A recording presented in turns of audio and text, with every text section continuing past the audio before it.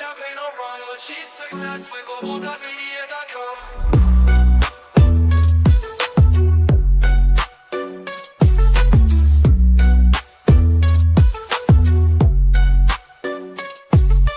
Every step forward is a new beat to your drum. Achieve success with Global.Media.com. Let's celebrate it with or without champagne. Yay, we're live. Miss Angelica, we're live. Yes, we are. Yeah, people expect me to be on time. I'm never on time. I try not to be on time. Yeah.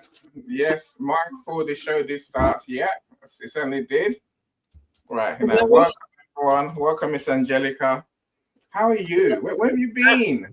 I've been all over the world, you know. I went to Europe for a whole month, and then we were in Istanbul.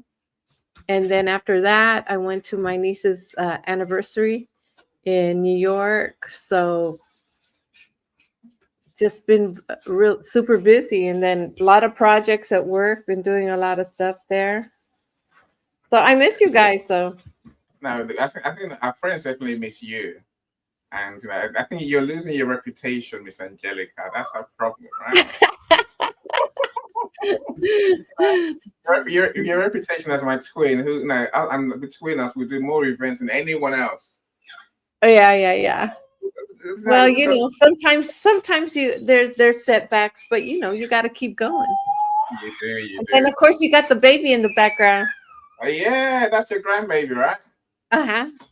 Bring your grandbaby. Let's see him. You know, let's welcome him into our community properly. Well, it might be 18 years away. Well, I might get him riled up, so I think we'll keep him where he's at, because otherwise he won't want to leave me after that, and then there'll be a lot of noise. What fun! So when was the last event?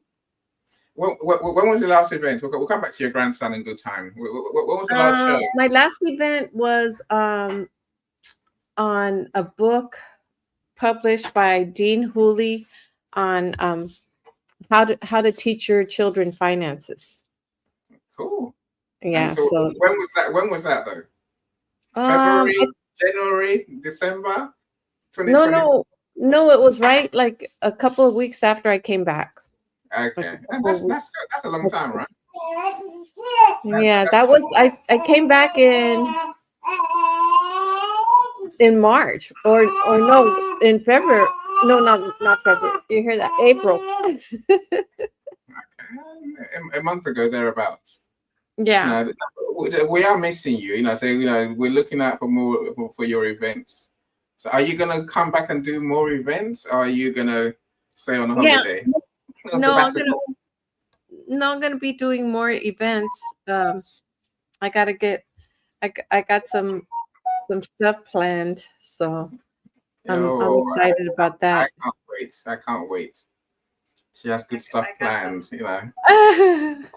I guess. How about you? How's everything going with you and your book events? Yeah, they're going, and Sandra Botha, we did her book launch last week. Uh-huh. That went very well, and she got 17 awards. So I'll take it. Who's this? Sandra. You know, she was. When we were talking, she's like, Miss Angelica's going to buy my book. I'm like, yeah, she will. Miss Angelica was nowhere to be found. She was lost. She was missing in outer space. Let's welcome our friends that way. Okay. We do appreciate them. Welcome, Michelle. You're excited? Hey, Michelle. Excited than you. That's Michelle B. Mr. Cyrus, how you doing? So I'm sure I've sent you the link. I better put the link on the page, on the event page, right? Okay. Now some amazing friends here. So I'm so glad you're here. Give me a second. I'm just posting the link on the event page. When I say the link on the page, I'm not lying. Look, if you have to do your babysitting duties, just feel free. Ignore us for a second. Only for a second though. Yeah, when you see me blocked out, it's because I had to do some changes with the baby. Please, no one called. And I might mute I might mute as That's fine. well. Don't call children's services, my friends. She's trying her best, right? Welcome, Nat. How you doing? So glad you're here. Natalie, you sound terrible. She's got a chest infection, it sounds like. But so I'm glad you're here, though. I think if you're laying in bed with nothing to do, you have to join our events, right? You have to join our shows. Why not? Yes. Why is my YouTube that I'm watching not showing up here? I'm sure it will do. Technology these days, Miss Angelica, is murder, right? Michael, I see you. Professor, welcome, Professor. And we're on Zoom last night for the best part of 6 hours. So that was fun. So my whole evening was spent with Professor Roxana.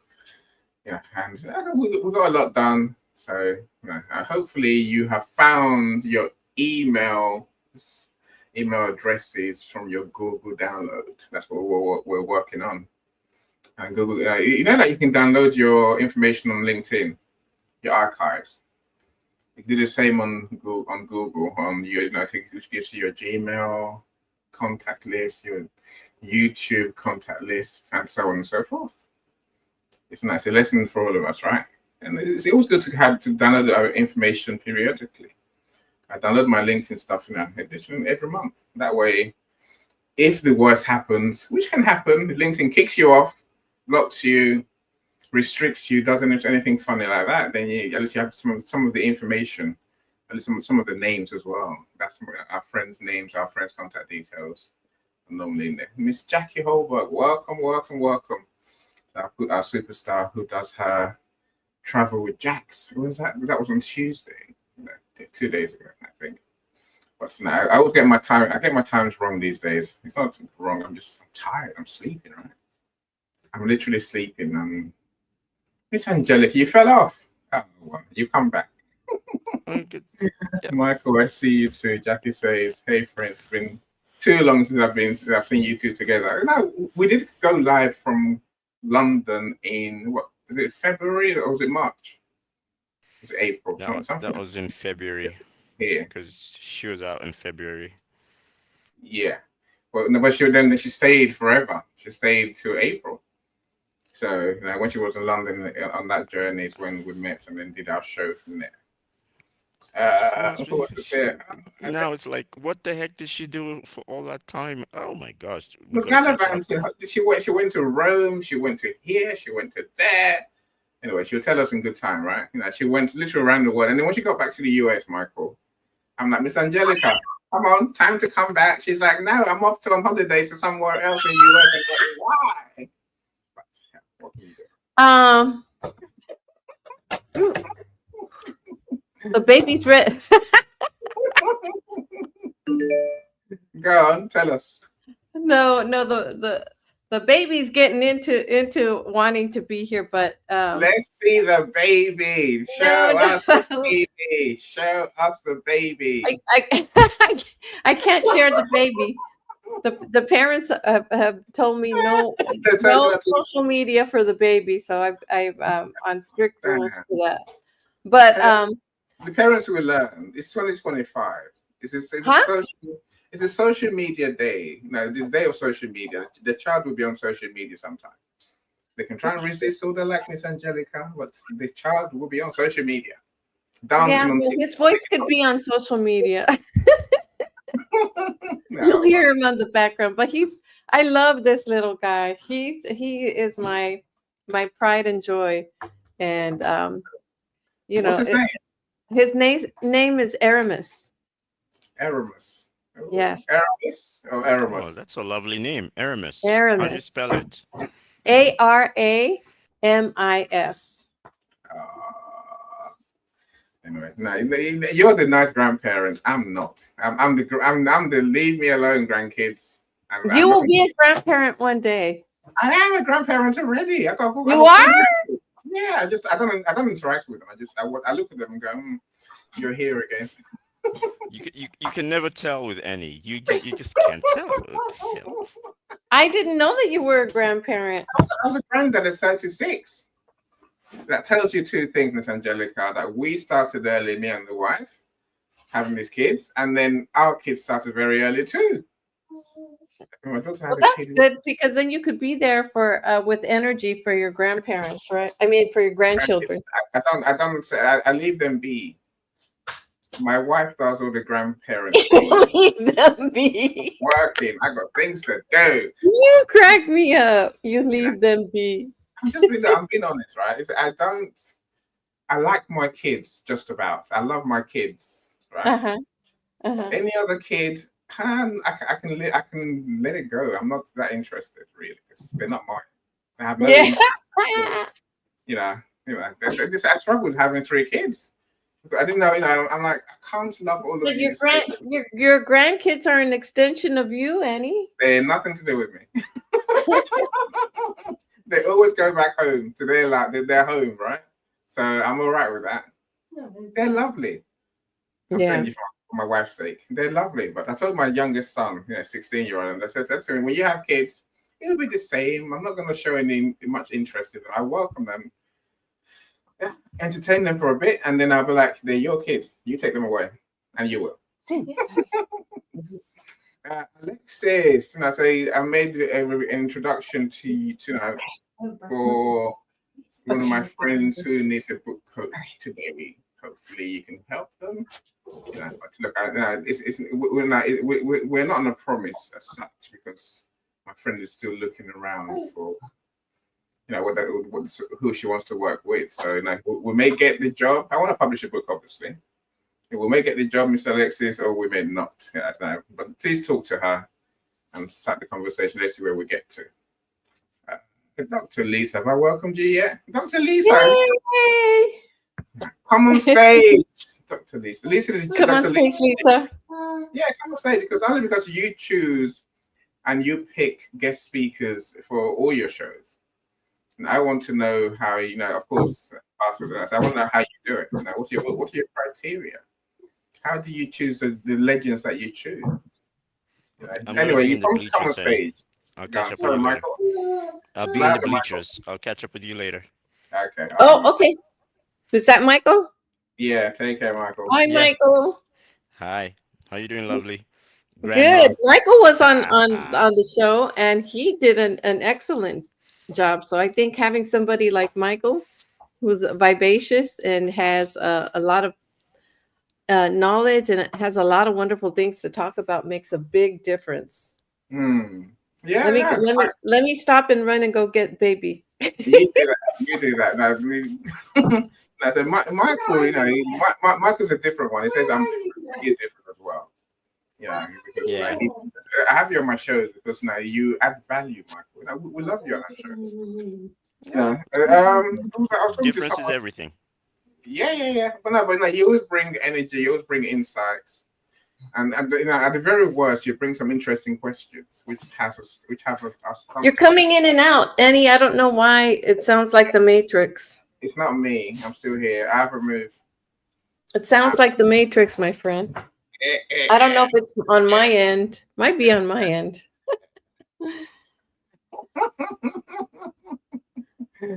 Americo. I see Americo's there. Hello, great to see you too. LinkedIn pioneers. Thank you. America is one of my new friends. One of my new good friends. The man's a genius. It's a marketing genius. It was very lovely. That's literally, I mean that sincerely. I met him the other day. I was like, oh, America, we have to be friends. We're going to find things to do together. Miss Christiana, you've joined us. Hey, Christiana. I'm not friends with any. Hi, Angelica. You're not friends with any. What have I done to you? Annie is more like a great granddad as opposed to a granddad. That's the way. Exactly. That thing, me and my grandkids. Don't worry. Don't let that bother you, right? That's where you're going, Annie. Don't let that bother you. My lot are used to it now. Everyone knows what I'm like. My nieces and nephews the same. I didn't really pay attention to them either. But now that they're adults, I'm like, buy my books. They're like, go away. I'm like, you grumpy little. Be kind, Annie. Now. Anyway, how are you, Christiana? How's it going? I've been quiet. I know. Done Don't that. tell me off. Hi, and hi. Do not tell me off. I've been quiet. It's so good to see you, Angelica. Good to I see you too. I owe you a phone call. I know that, but yes, it was. I didn't realize you were in the UK for that long. Yeah.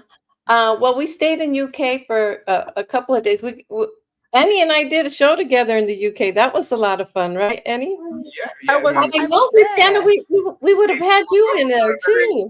expensive. The woman I said was at Hilton, there. and I was like, let's Oh, do yeah. let's do one of those lunch things that Hilton do. What tea party or tea cake Yeah, thing? we had Yes, a tea the party. tea party. Yeah. It's You were interesting. there, that's right, Afternoon, Christiana. the afternoon tea was called. It's called Uh-huh. the afternoon tea. You guys did afternoon tea, right? We did. And it was a rainy day. Yeah, no, Yes, it was I We remember survived. very, very well. We survived. I'll tell you a funny story. Uh-huh. I'm still due to go on an afternoon tea that a friend of mine got me about 4 years ago now. Mhm. She hasn't quite had the time for us to meet, and it's 4 years going for my birthday. It was a birthday treat to me. That's I'm still terrible. waiting 4 years later. That is You're terrible. I've got my ticket. We bought this quite a while ago. She bought it for me for my birthday, and I still haven't got round to going because she's not being clear or had an opportunity for us to go. That's terrible. There's a LinkedIn user in our comments I don't know who that is. I can't see you on my YouTube either. So now please put your name. I think that was me when I came in. 6 hours with Professor Roxana last night. Yes, well, That was me. That was me. Okay, that's you. Okay, that's all right. So yes, it was 6 hours. What can you do when you're doing tech issues? It takes time, right? That's a record for you, Emmy. Michael, thank you for joining us, Mike. Met Mike yesterday. See, Mike, when it comes to our topic, Mike asked a very good question. Let me find the question before I screw it all up, right? Mike basically asked, what about choosing, let me read it properly, right? It says, from the other side, what does a host need to do for the guest's success? Interesting. Ooh. So let's have the conversation. I think. Great question. So here's my take. Now, so guest speakers can make or break our shows, right? A great guest speaker can add a lot, and it saves us. It saves you listening to us being the hosts, us being the people who organize and usually do the show, right? But I think, some guest speakers, they can ruin the show. Yeah. There's no other way of saying. Some guest speakers, they can destroy the party completely. Yes. Yeah. I think there are different things to talk about if you look at it properly. There's us, the hosts, who have an agenda. The guest speaker, as Mike just pointed out, they have their agenda. They have what they want, what they need, and why they want to come on the show.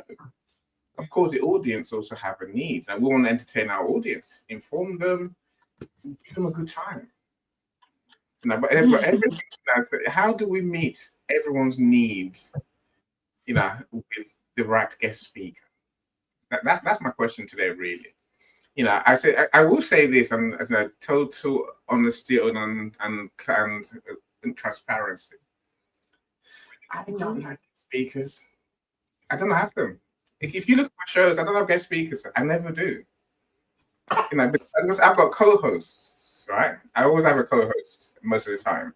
I have speakers come up, but I don't invite a speaker to come and sit with me and talk. I rarely do. Maybe once or twice I have done, 3 or 4 times at most. I'm saying, but deep down, I don't enjoy the guest speaker format, because I think once you start down that route, you're forever chasing your tail. Miss Lachelle, thank you for joining us. Of course, I want to hear your thoughts on the topic. Of course, I do. Thank you for being here, Lachelle. Hi, Lachelle. Hey. Hi, Michelle. How are y'all doing? Good to see you. Good. Great. We're better for seeing you, my friend. Better for seeing you. You know, again, there's much we can learn from you. So it's brilliant. It's brilliant. I'm glad you're here. You know, like I was saying, look, like, see this guest speaker thing. You know, I can't say I don't. I don't like it. I don't do it. You know, but I guess I want to. No, I like being a guest speaker on other people's show. But people rarely call me. I'm like, yeah, it's fine. I'm cool. I do enough events as it is, right? You know, so I do want more collaborations in that sense. I think I'm going to be on America's show on the 16th of June, for example. There's many other shows. I think I'm doing a show with Melanie Richards, my new superstar friend as well. I think that's sometime in June, and she wants to talk about my musical taste. I'm like, no, you don't. You really don't. Why not? It's because it's screwed up. What's wrong with it? Everything. It's my musical taste. I mean, oh man, wait till you get to the show, you see what I'm crying about, right? Okay. You know. But so I don't mind doing guest speaking, but again, I guess there has to be a way for the host to make sure I'm the right speaker for their event. You know, so you know, I have to avoid that nightmare where it all goes pear-shaped in front of my eyes. That's what I'm trying to avoid today. So the question really is, what can I learn from you, from how you choose guest speakers, from when you're guest speakers, and so on and so forth. So before I say, I don't know, I might come to you, Christiana, to start. No, let me welcome some more people first. I used to message in the comments, Christiana. Yes. You have to confuse me. Look, my friends, of course, I will say this. Please drop us a comment so we know you're here. So many of you have already. As Mike says, good. There are security concerns. There always are, Mike. There really are. Daniel, give that baby a mic of their own. I agree, Daniel. Bring the baby. I got the baby on mute. Baby. I'm so glad Daniel's here. I met him a few days ago. You know, I said, I'm making you friends. You know, whilst my friends, Christiana, Miss Angelica, why you neglect me, I can't make other friends. Bring the violins out. Diddums. Nah. Oh, Annie. Stop it. I think it works both ways. You neglected us. What do you mean? I called you yesterday. You didn't answer my phone. The phone rings both ways, you know. Your phone rings, my phone rings. Yesterday. You didn't even answer or message me back. You just ignored me. I'm like, what? What do you mean? Whatever. Annie, how come I don't see your message? Stop it. Let's not find you in the comment. Let's say, so true. Our grandchildren, as well as our children, are extensions of ourselves. Not mine. They're extensions of their parents. I say that. Annie, they have your blood somewhere. Okay, in their DNA. I want to test. Zara, please. You know, so wrong. I am so wrong. I agree. I'm going to send you the link now, Zara. So if you want to join the stage, my friends, do come and join us. And I'd love to learn from all of you. Anyway, I've given you my take on the topic. What's your take? Now, Christiana, what's your experience, number one? Let's talk about your experience of guest speakers. Are they all good? So I've been on, goodness me, quite a few appearances as a guest speaker on shows. Some have been really positive. I think for the most part, it has been positive. And one or two hasn't been as positive as I hoped for it to be. Here's my take. If you want to do guest speaking, so it works for both, okay? It has to work for both parties, both the speaker and the host. There has to be some mutual benefit for the two of you, because it's not all about taking. It's about give and take to begin with. So to have someone or to be successful as a guest speaker as well as a host in the same show, you've got to have the conversation first behind the scenes. What is expectation? What is it you are looking for as a host? Why is that guest on your show to begin with? Do they align? with the topic, the subject matter, perhaps? What's your interest in them? And what is their interest in coming on your show? Is it just about them advertising themselves, trying to get awareness of what they do, or their personal branding, as we call it these days?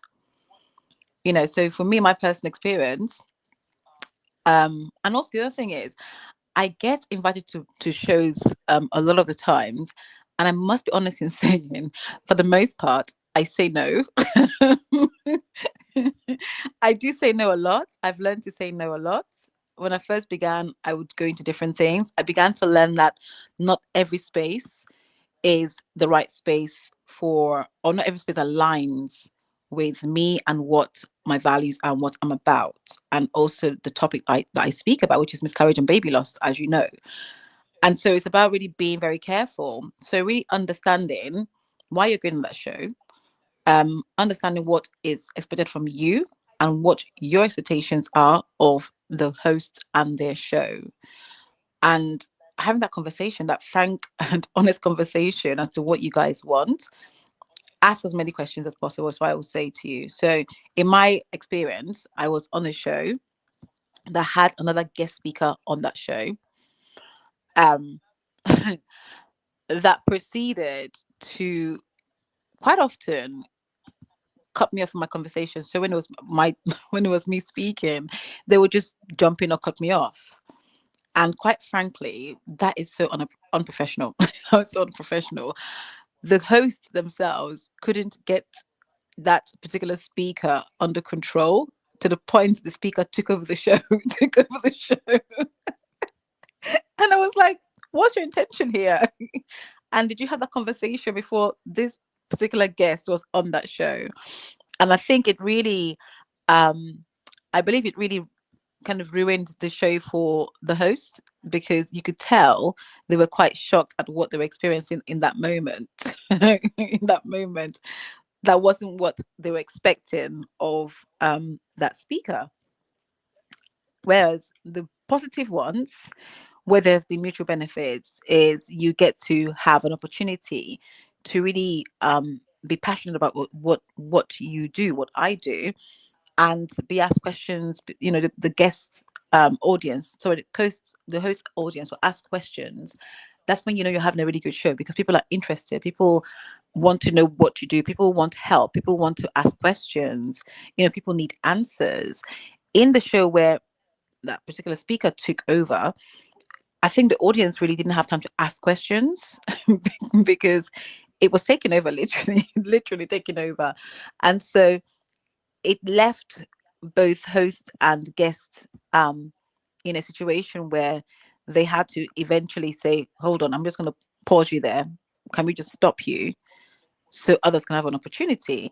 And that could not have been a good feeling, for the hosts themselves to do that, but also for the speaker, who was kind of stopped from continuing the conversation. So like I said, it's really important that you get clarity for both parties, understand what it is and why they're both the speakers on your show and why you want them on the show. Understand, for example, any time frame. So if you have time for them to speak, especially if you have more than one guest speaker on the show, you need to understand people have to speak to. Is really emphasizing how long they have to speak, question time, how long they have for question, for Q&As, so there's others kind of opportunities to speak, understanding what they want to happen afterwards, being clear on if they're coming onto the show, for example, to kind of plug their book. Do they have that opportunity? Have you agreed that with them to begin with? And if something that you don't want to do, then that's that's something that's been done by surprise, which in my experience with that show I keep speaking about, that's what happened. There were all these things that had happened on that show that the host had not prepared themselves for. And so it's really important that you take the time, both parties agree, stick with what you've agreed when the show starts and by the time it ends. So all the parties involved, including the audience, will get good value from the show. I land my mic. Ooh, Oh, Miss Angelica, you feel free. Truly.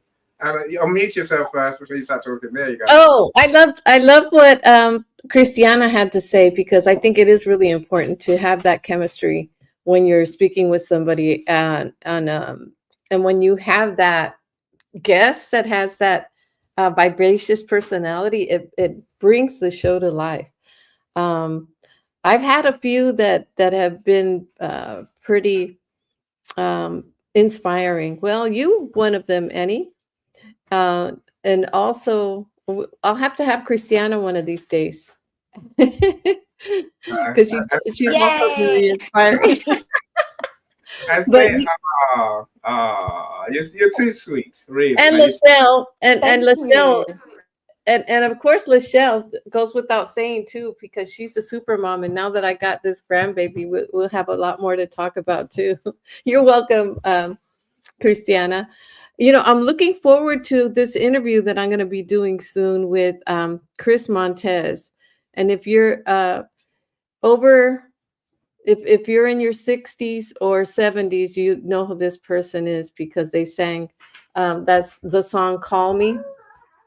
And so I think another thing to do that's interesting is to research the person you're interviewing. Like Chris Montez, he has some interesting things about him. For example, he composed the song "Call Me," and I don't know if any of you guys know it, but I'll have to sing it and see if you know. Call me, don't be afraid to just call me. So maybe Lachelle knows. Hmm? I don't I'm know. laughing. I'm Sounds laughing. familiar. It sounds familiar. Yes, yes. It does sound When you're familiar. feeling down and lonely. Do I'm do do do do do do do. So, Felipe, anyways, I, Miss Angelica, you're having I too think much I've fun. heard this song before. but you know, the interesting thing about him is he had this group that played for him, that opened for him in England when he performed in England, right? And he happens to be Mexican, so we can relate, you know, our nationality. But he said he had a group that performed it for him in the beginning of his shows, and you'll never guess which group it was. The Beatles.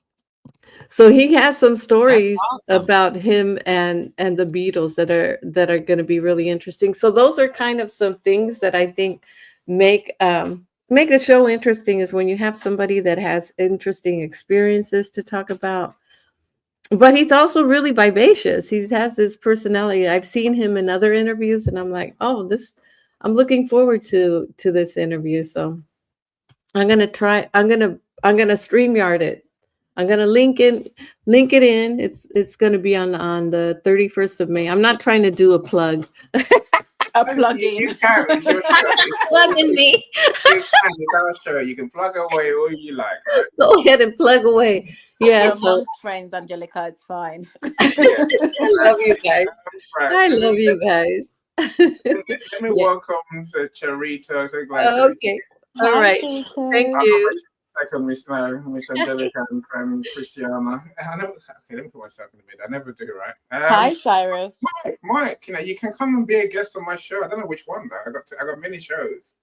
That's half my problem. You know, I want to do a show with Sean about mindset, because I think I like his take, and his topic is, you know, he talks about who are you really, and I think that's a topic that I want to delve into. But I tend to speak from me as a learner. So, you know, Mike, you know, saying, let's talk. You know, as Cristiano said, the key to choosing your guest speaker is to meet with them beforehand, get to know them. Really, that's a key, right, Cristiano? I think that's where everything starts and everything middles and ends. Yes. You know, so I think if you don't know, I know a lot of people who don't make time to talk to their guests, and you're like, what happened? You know, and they're like, I can't believe that happened. I can, because you know, we've seen them. So another thing I'll say is that, you know, Miss Angelica and I, maybe most of us have a different level of guests to what Miss Angelica deals with. You know, she's very good at finding the stars. You know, the stars. That's like, as she just mentioned. You know, so I want I want you to be my guest speakers. I want you who are normal people who are very good at what we do, and we are down to earth. I don't really talk to stars. I talk to ordinary people who are geniuses. That's my thing, right? I Let me, like. let me, I'm a combo platter person. I love everybody. Annie, Angelica sounds like Harvester. yeah, I tell you, it can be a bit bland after a while. But no, I don't like harvest land. I don't go there. No, I know, but I know I'm what just it is. saying. Yeah, it's a weird kind of mix. Dr. CJ, no, Jackie says I'm doing 2 guests at a time on most of my shows. It's been fun trying to get a Nice. diverse people on topic for each night. Yeah, you enjoy That's that. awesome. Jackie. I don't enjoy that. I used to do a podcast, right? And it was my first one was Ennis Happy Hour. So I used to invite business owners to come and talk and share their journeys, their stories. That's where my guest speaker experience went south. Some were great, some were terrible. Some talked for 4 hours. I'm like, it's a podcast. Talk forever. Anyway. Annie, says you, the 6 hour guy. You're funny. Yeah, And also, I was going to say you get around too, not to say in a funny way when it comes to guests. That's a meeting with a friend, Christiana. That's a meeting with a friend and help friends to achieve what she wants to achieve yesterday. And as Mike says, yes, everything needs to be discussed up front, setting expectations. I'm on upcoming panel with agenda, including times. Again, but then I see the other comment, Mike. I backed away from a show that lost control of the guests. I know you mentioned it quite. When you were talking, Christian, I'm thinking, give examples, and you did in the end, right? Guest speak. They talk too much. Some just hijack your show. Some just you mentioned those who want to plug their stuff, Christiana. Look, I don't mind you plugging your stuff, right? And I don't even mind you coming to the sin. There's a sin in guest speaking, my friends, especially on shows. The sin is when you come and try and tell us, "Oh, I'm better than you at what you do." I'm like, I wish I never invited you. And I said, for me, I can take it. I don't mind if a publisher comes on and says, you know what, I do books too. I love CJ. I love Nick. Alexis does, work in publishing field. I'm saying I love the people who, who do what we do, right? But what I don't like is a guest speaker who tries to compete with my guests. Oh no, so someone the speaker comes up from the stage and from the audience and competes with my guest speakers. I won't use that because I got my own solution that's better than yours. I'm like, get off my room, get off my stage, don't talk. Just insulted. Get off my train. Yeah, just get off. Go away. Anyway, so I do get rather offended, only because my guests, my co-host, feels insulted. That's normally when I take offense, and I will. Some of them just fall off the stage accidentally. I don't know how they do it, Christian. It's like magic, right? They just fall off. I'm like, oh, text suddenly went wrong. Anyway. The release button. I didn't admit anything there, right? Let's talk to Lachelle and say, Lachelle, welcome. Sean, I see you as well now. I'm glad you're here, my friend. Hi, Lachelle. Hey. I've not seen you for a long time or been in the same space as you for goodness me since last year.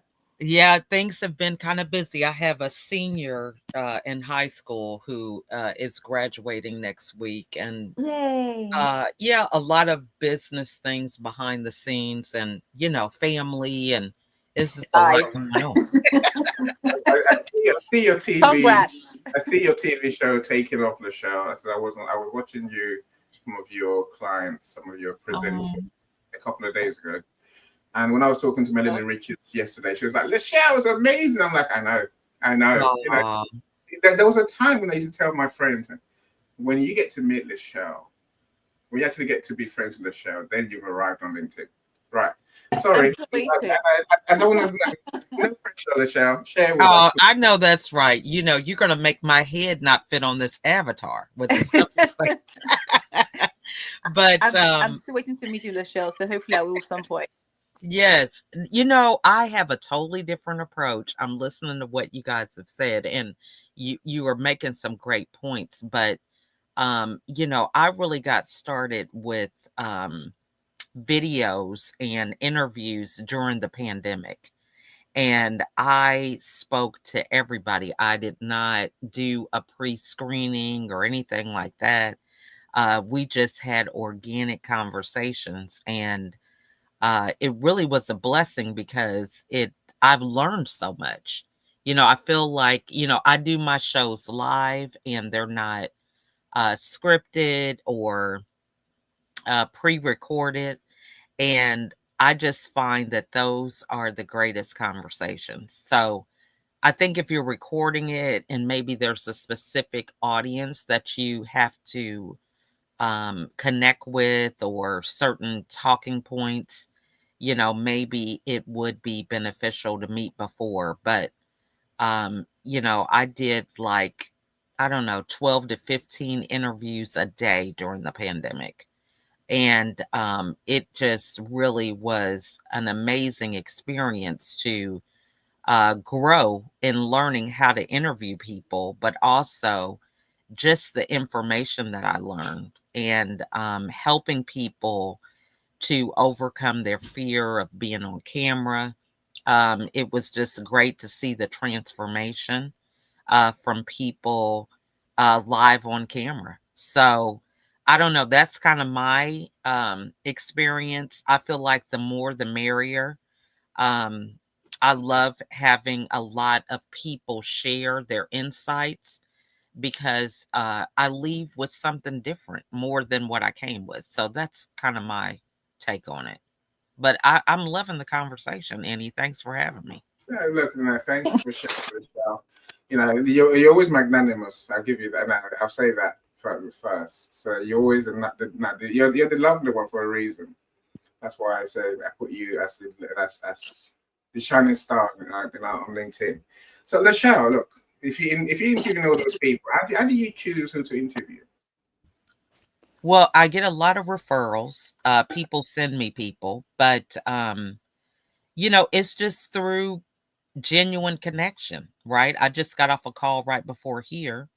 I was referred to him through Melanie Richards.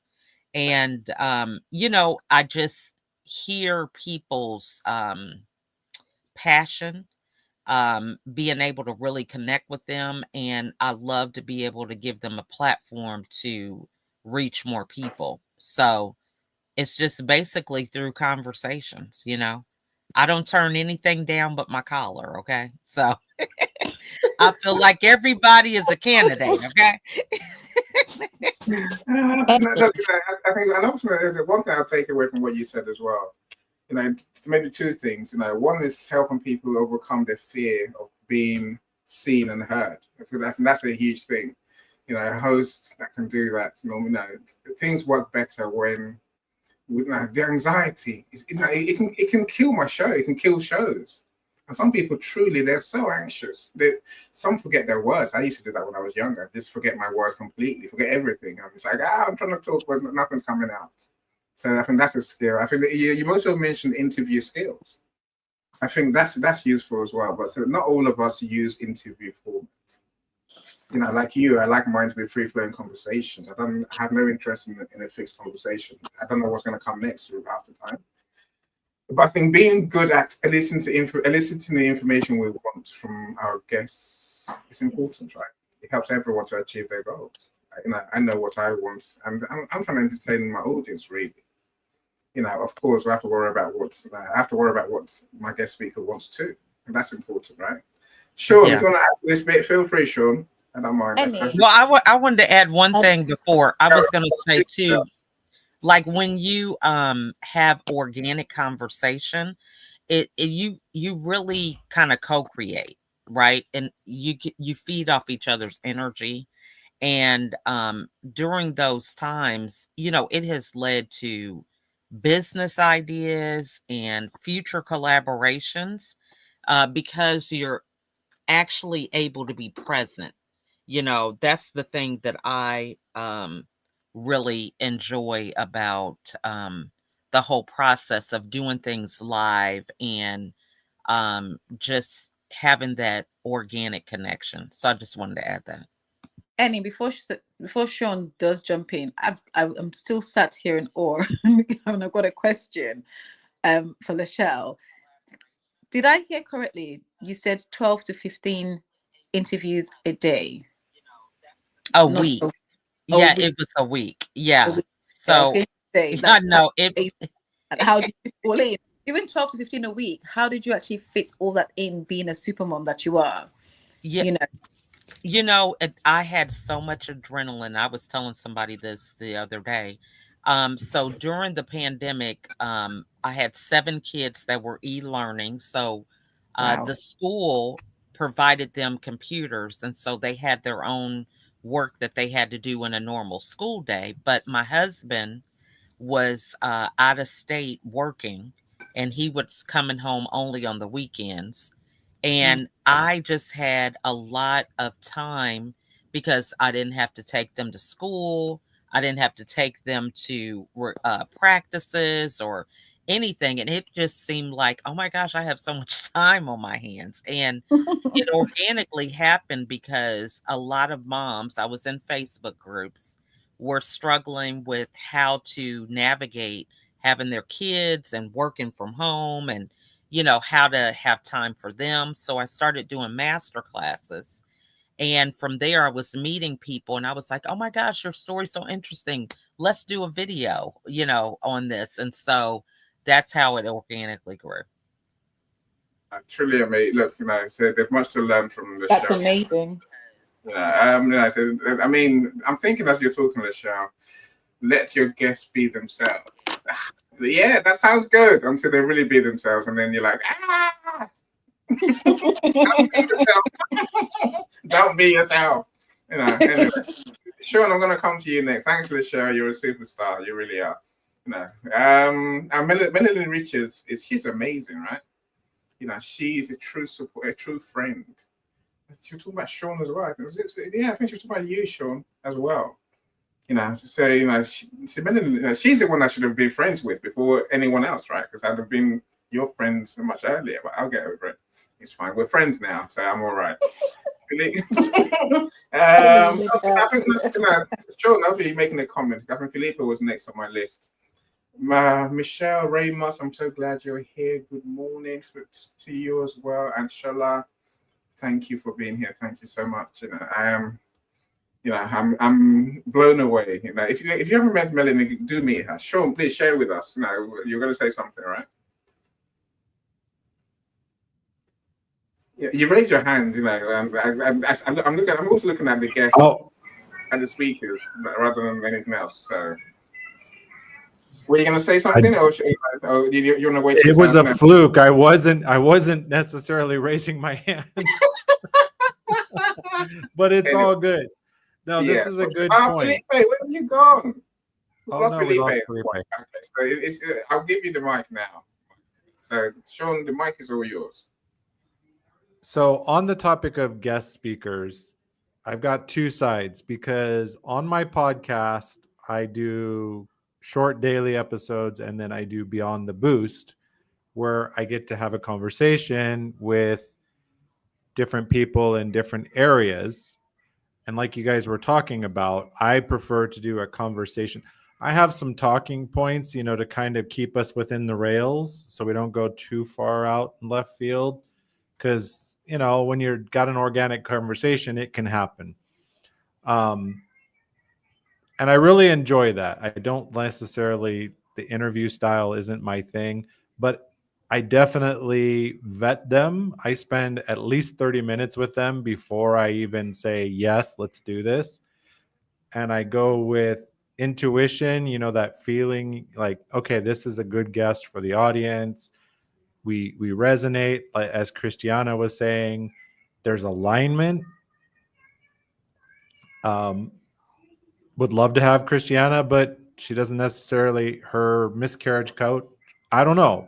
I mean, most of my audience is women 40 something to 50 something. So Mhm. probably they're not worrying about miscarriage. Well, I don't know. Cristiano But fits. but thinking about that, sorry to cut you off. It's is See, people always think because it doesn't affect your direct audience. Here's the thing. I'm going to say and hope that it lands well. Remember, those are humans that may have family, friends, colleagues that are going through exactly that. They may have daughters, granddaughters are going through that. It's knowing how to fully, truly, and confidently support them in that situation with that trauma. And so, even though the work I do is working with women and men and couples, the reality is it affects us all. It really does, because you just never know who might be in the position to help somebody else, or who may have gone through it themselves and may still have questions till this day. So I don't tend to want to limit. People say, why don't you just niche down to X, Y, and Z? And I have to say, no, because it does affect all of us one way or the other. But thank you, and I'd love to. Look, maybe the other thing I would add, Christiana, is that someone like you who talks about a certain specific topic, they normally people find it strange. Christiana is one of my editors for my authors, right? And people are like, Christiana doesn't do that. I'm like, she had a life before miscarriage. And Chris started to work miscarriage. She actually had a life, a That's career. true. Right, I'm saying we can dive into those, Sean. I say maybe we want to fit our guests into a box. Let's try not to. No, that's what I'm going to say. I'll leave it at that. Miss Angelica, you're back. Please, and if you want to talk to Sean, talk now. You're on mute. But talk to Sean if you want to talk to Sean. If there's anything you want to say. Hi, Sean. How you doing? Estoy bien, gracias. Oh, muy bien, muy bien. Hablas muy bien español. It's kind of a necessity since I live in Guatemala. So. Oh, well, there you go. There you go. So you have your show is about inner potential? Yes. So my podcast is called Daily Power Boost Ignite Your Potential. Oh, nice. Love that. Excellent. And Maybe you could come on mine one of these days. Would love to have yeah, you. we should chat. And then I do a weekly show, which is more live like this, where I invite people up on stage. Mm-hmm. I originally started it as an audio event because of that flexibility, which was really nice. But I had an interesting situation. Somebody jumped in. My co-host went MIA. I haven't heard from her, and I'm kind of concerned. But the guest came in. The topic was mindful listening. And this person came on stage and demonstrated exactly opposite, to the point where audience members were calling it out. And I was like, okay, what do I do with this? especially because I've been developing my voice as steel spine, but a soft heart. All right, I'll love someone to death, but I'll call them out on their crap. So they were doing the opposite of what they were supposed to be talking about. Huh? Right. The topic was mindful listening, and they were walking all over the conversation and didn't seem to be hearing anything I was saying. And that's when you say, they're just exhibiting what we're not supposed to be doing. No. No, but everybody could see it, right? Everybody could see it. Right. You didn't even have it to was say seen. It was seen. As I said, the audience member called it out. And I took the opportunity to reach out to the individual personally before I did anything. Learned more of the backstory and weaved that into the next week's talk.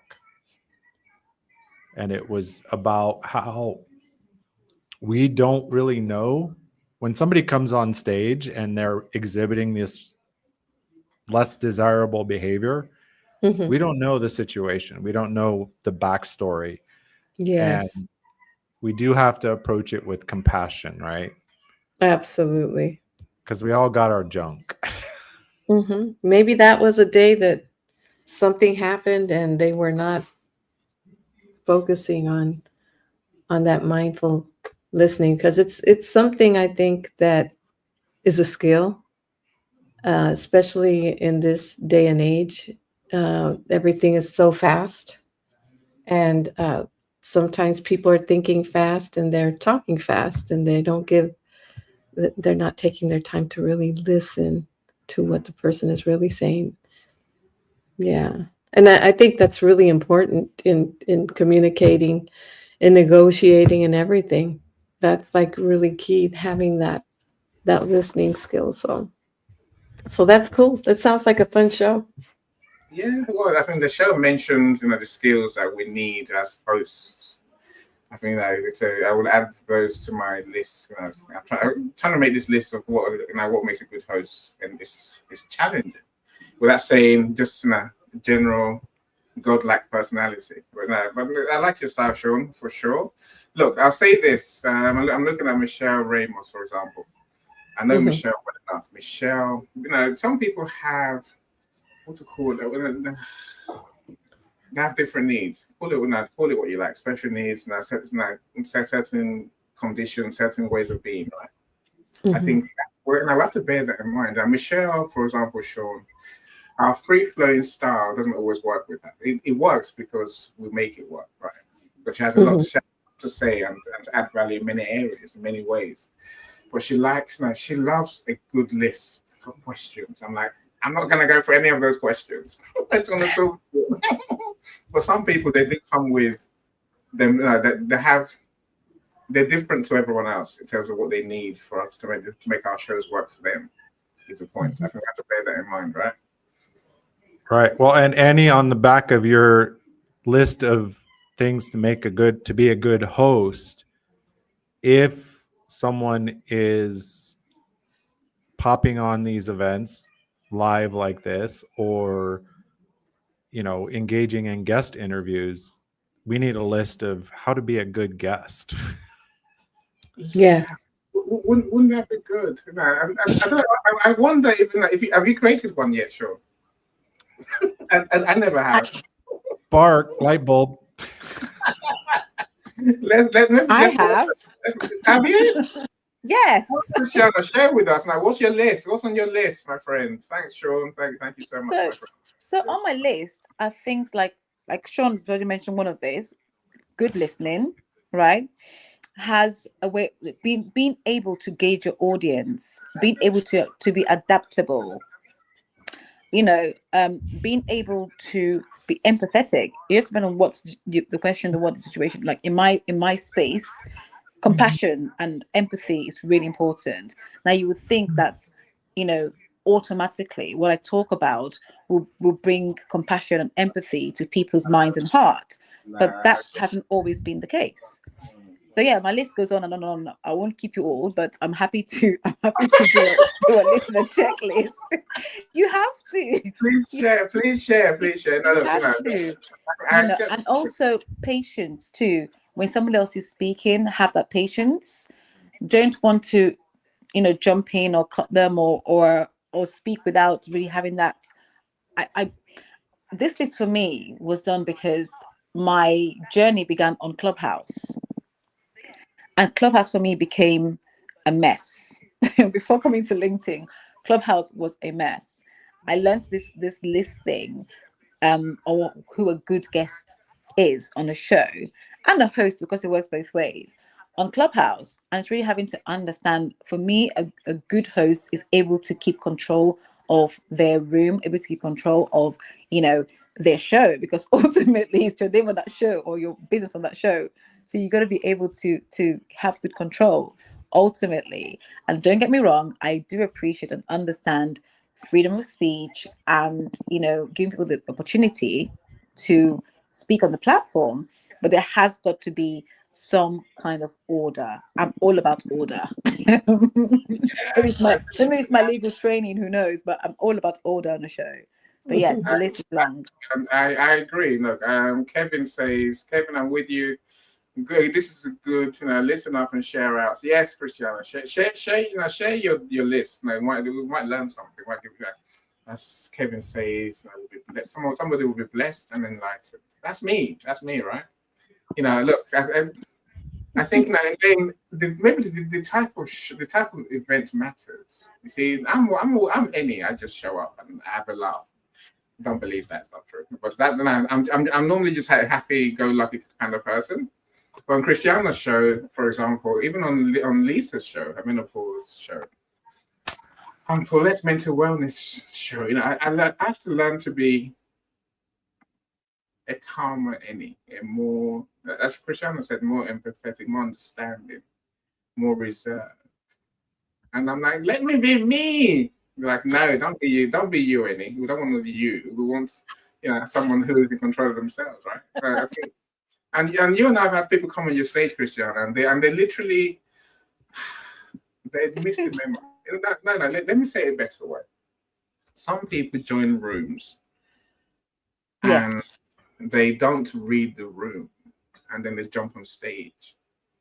That's a bit different to our guest speakers. Now, a guest speaker is someone we've chosen and said, right, you're going to have a primary voice at this event. And I'm going to give you the mic. And, apart from my co-host, you are the star of the show, really. So I think that's why I think those, they deserve a different a different way of preparing, different way of treating them, approaching them. That's my take anyway. I'm just saying. I agree, but guests do that. There are some guests that will come on the show to, and I can say as someone who's held rooms in Clubhouse previously, they'll come on the show, and sometimes they actually forget why they're there in the first place. And I always I question the intention because what you say and what you tell me, when it looks different to what you present on the day, I have to question your intention. So it's really important. The reason I have list, sometimes a checklist, is of what's a good guest and what's a good host, is because people tend to not always be transparent. We take on face value what we're told, what we're given, but you won't know until the day of the show where people are, what their intentions are, and how they present and show up on your show. So that's my experience anyway. And I'm reading between the lines. Some people they move into something else when they come on your show, right? It's not just your show. So when they come to our shows, they move into a different beast. Yes, but they do. I'm often trying to avoid them, right? The one thing here's one thing I struggle with, when it comes to having guest speakers. Even being a guest speaker, I've had this, and I can't cope. I don't cope. I wonder what you think, Miss Angelica, especially being my co-host. And I'm going to go to Philip after that. You see, some people have this freestyle where they're like, just unmute and talk. I'm like, no, I never do that. I like order. I like the host to say, Annie, here's your question. What do you think? Speak about this. It's your turn to speak, Annie. Whereas all this, yes. I think it's called popcorn style, right? Where everyone literally, you say something, it leads somewhere else, and we all run that way. And then someone else says something, they will run the other way, right? Like popcorn. No, I can't cope with it. I don't speak. I just sit there quietly until the show ends. And they're like, why didn't you speak? I'm like, I can't just interrupt anyone. That's me. Any. But that's what Clubhouse became. That's what it became. For me, became that. Yeah. And I just ran for the hills. I took my shoes off and ran for the hills. Yeah. What's your take on popcorn style? Does it work for you? Who, me or Angelica? Miss Angelica, then I'll come back to you. So I don't want to get to Felipe. Okay, Felipe's next. And we lost. In regards to the popcorn style, well, I think when you do the popcorn style, people start interrupting people. sometimes, you know what I mean? So I think when you're leading the presentation, and then you like how you just introduced me, then we don't talk over each other, right? Because then everybody could popcorn style could all at the same time talk. So I think that's the beauty of doing these live events. And I think since we can see each other, it's easier because I remember it was sometimes there'd be interruptions when we do it on the when it was just the voices without the faces.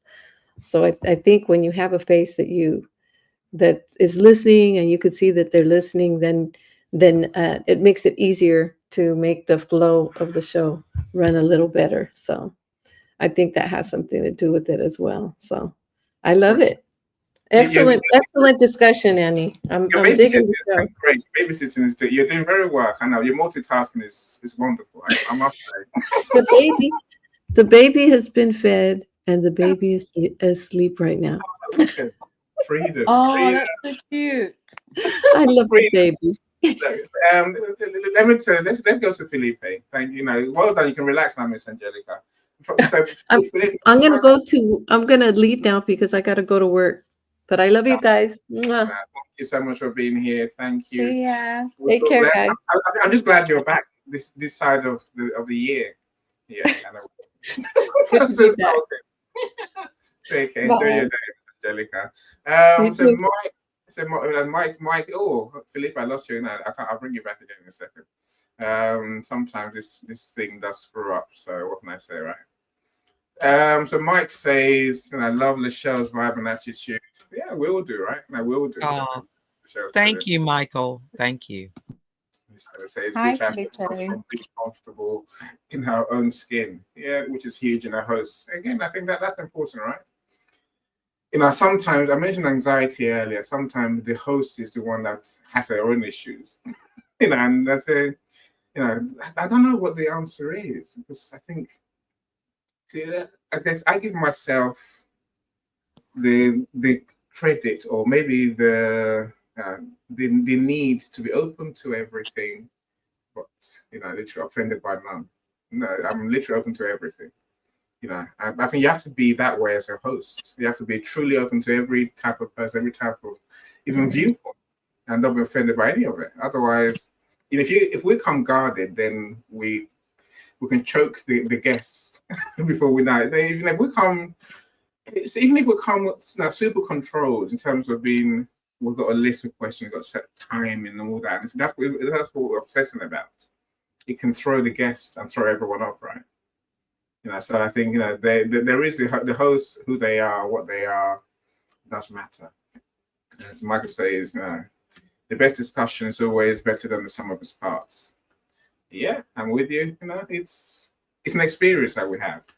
Zara, I see you. Welcome. I'm not ignoring you. So I'm going to bring you up next, unless Zara suddenly kind of appears out of the dark. Felipe, share with us. How are you, my friend? I know you do many events. Hello, everyone. Great conversation. Sorry if I'm going to be short and quick. I do have another meeting to attend. But picking a guest is just a huge thing. And for me, I've seen some really bad guests. And my Clubhouse days, I even tried Twitter when they had their rooms, which was even worse than Clubhouse. But for me, I've learned where if you have guests that you just met, you got excited about something they said, and you bring them on without vetting them, you might be taking a risk. And I've seen people that have, like you said, taken over the show. They try to pitch. Others are rude to other guests on the show, which is, to me, it's about setting expectations. So what I've done in the past, what I've learned, I guess, has been first and foremost, set expectations. Let people know what your room is about, what you expect, and what you will not allow, and what the consequences are. That's the other thing. The consequences are never explained. I'm very clear. I will ask you to leave or I will move you from the stage, because we're creating a safe space for everyone. And when you don't create that safe space, you end up having people not liking come back to your show. And it's a reflection of your show and your reputation. When I have a guest that piques my interest, I vet them. I have my list, and I will start attending their shows. I'll listen to them they speak. I'll follow their content, and then I'll have a one-on-one conversation with them on the phone, saying, "Hey, I'd love to invite you to speak on one of my shows. Do you have a minute to chat?" And whether it's Zoom or a phone call, I don't care. But once I get to that phone call and let them know, "Hey, this is what I liked about you, and this is what I do my show's about. Do you think there's a match?" And if they think there is, then from there we can go. Now, I don't have a lot of preset questions ahead of time. I want them to be themselves, but I give them the idea of the topic. But during the show, here's where things can go south. And I had a co-host that was so abruptly rude to somebody because they were not feeling great, and that person ended up leaving the room, and they were upset. They didn't come back for like months. And so I always want people to realize that if you are not feeling your best, maybe you shouldn't be on the show today, because it might come out in ways that you don't want to have reflected of your brand. And the last thing I'll say is the host, I forget who said it, if it was Christiana or somebody else, the host really sets the stage and standards. If the host wants to have a free for all, then let everyone know it is a free for all, and people are going to be waiting and interrupting as much as you want. But if you have a host that has control, then they're not going to allow someone to go off on a tangent for 40 minutes. They're not going to allow someone to disrespect another person without it being addressed. And they're going to make sure that the flow of the room is consistent so everyone feels heard and welcomed. And I think when you have those expectations, and again, the hardest part is people don't like to hold people accountable to your expectations. So don't set boundaries that you're not going to hold people accountable to, because then you look bad. It's like someone saying, "Oh, well, if you come in late to work, you're going to get in trouble." Well, if someone comes in late every single day and you come in to work on time every single day, you're going to start questioning that leadership. Well, people are going to question yours if you allow things to happen that you say are not allowed. So own, own your boundaries and own your expectations, and make sure you hold people accountable to them, because if you don't, you're going to end up paying for it more than they will. And I'll end with this: whenever you're addressing anything, you do it with respect, dignity, and compassion. You don't belittle somebody, because then you look worse.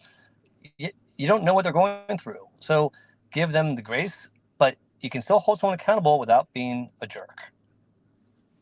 Totally agree, Felipe. Thank you so much for the gems there. So I think it takes me back to Sean's point earlier. I think it was Sean that mentioned it. You have to be, you have to be a nice person. You have to be a Lachelle type person who's truly open and and sensitive and sympathetic, empathetic, call it what you like. Actually wants to she wants to show the guests in their best light. Well, I think you have to be that person in the first place. Sean talks about, who are you really? Who are you deep down? I think we need to work on that to host events. I love Natalie's comments. Natalie says, I tend to find etiquette can be left behind on podcasts, dependent on platform and some other factors. Therefore, as it is a norm, we should therefore account for and adapt for uncomfortable situations. They will happen, of course. But again, as Felipe says, let's not be jerks. That's simple. That's the best way I can describe it, right? Let's not be idiots that make everything worse for our guests. So Natalie ends beautifully.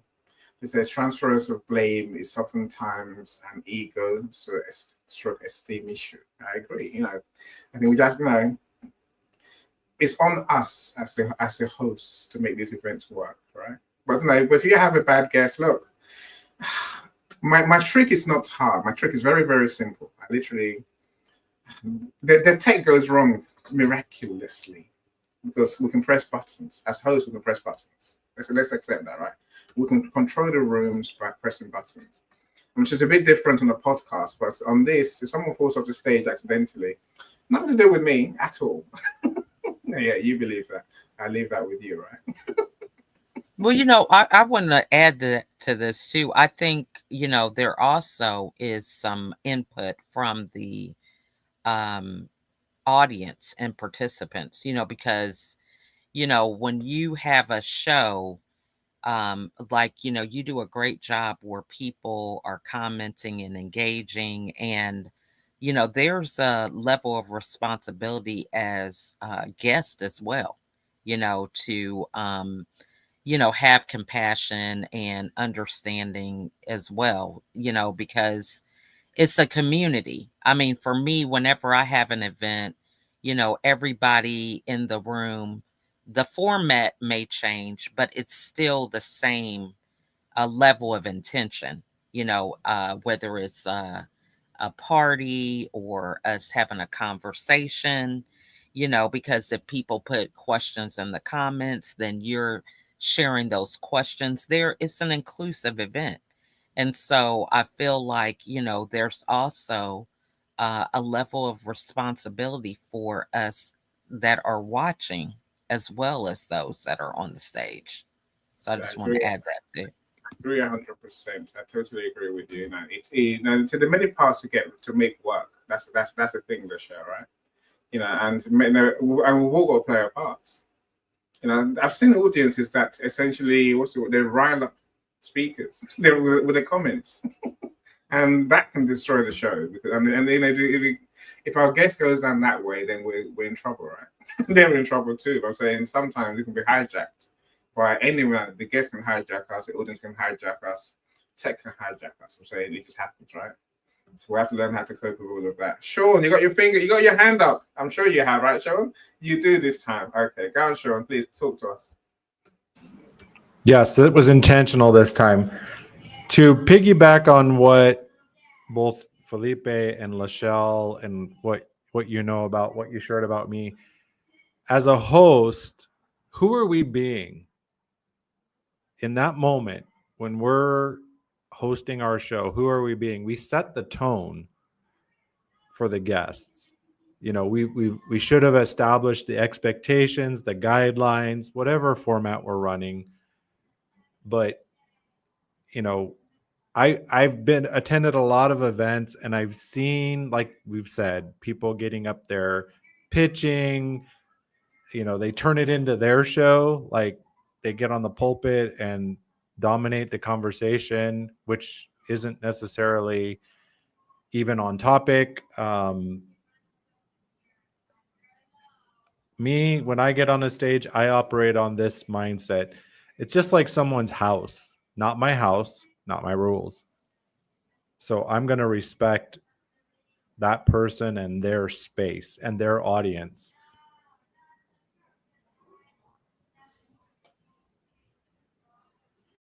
That's an attitude to have. It's a way of being. I think it's a good thing. So that's a brilliant thing to. We have to show. I agree. Yeah, no, definitely for sure. I'm going to show this Michelle, not for the amazing, not for the beginning, more for the end, right? I love watching your events. Yes, I'm like, you're too kind, Michelle. You're too kind. You're the star. But as you say, my guests are always entertaining. They are and informative. I hope, and I actually share value, which we'll learn from. But I do like to have fun. I do like to. I guess it takes me back to I got a couple of questions. Is Twitter Spaces still going on? I'm sure it is, right? It's still there. We could stream our events there, but I've never actually done a show on there. I have watched a few, and they are different to LinkedIn events, for example.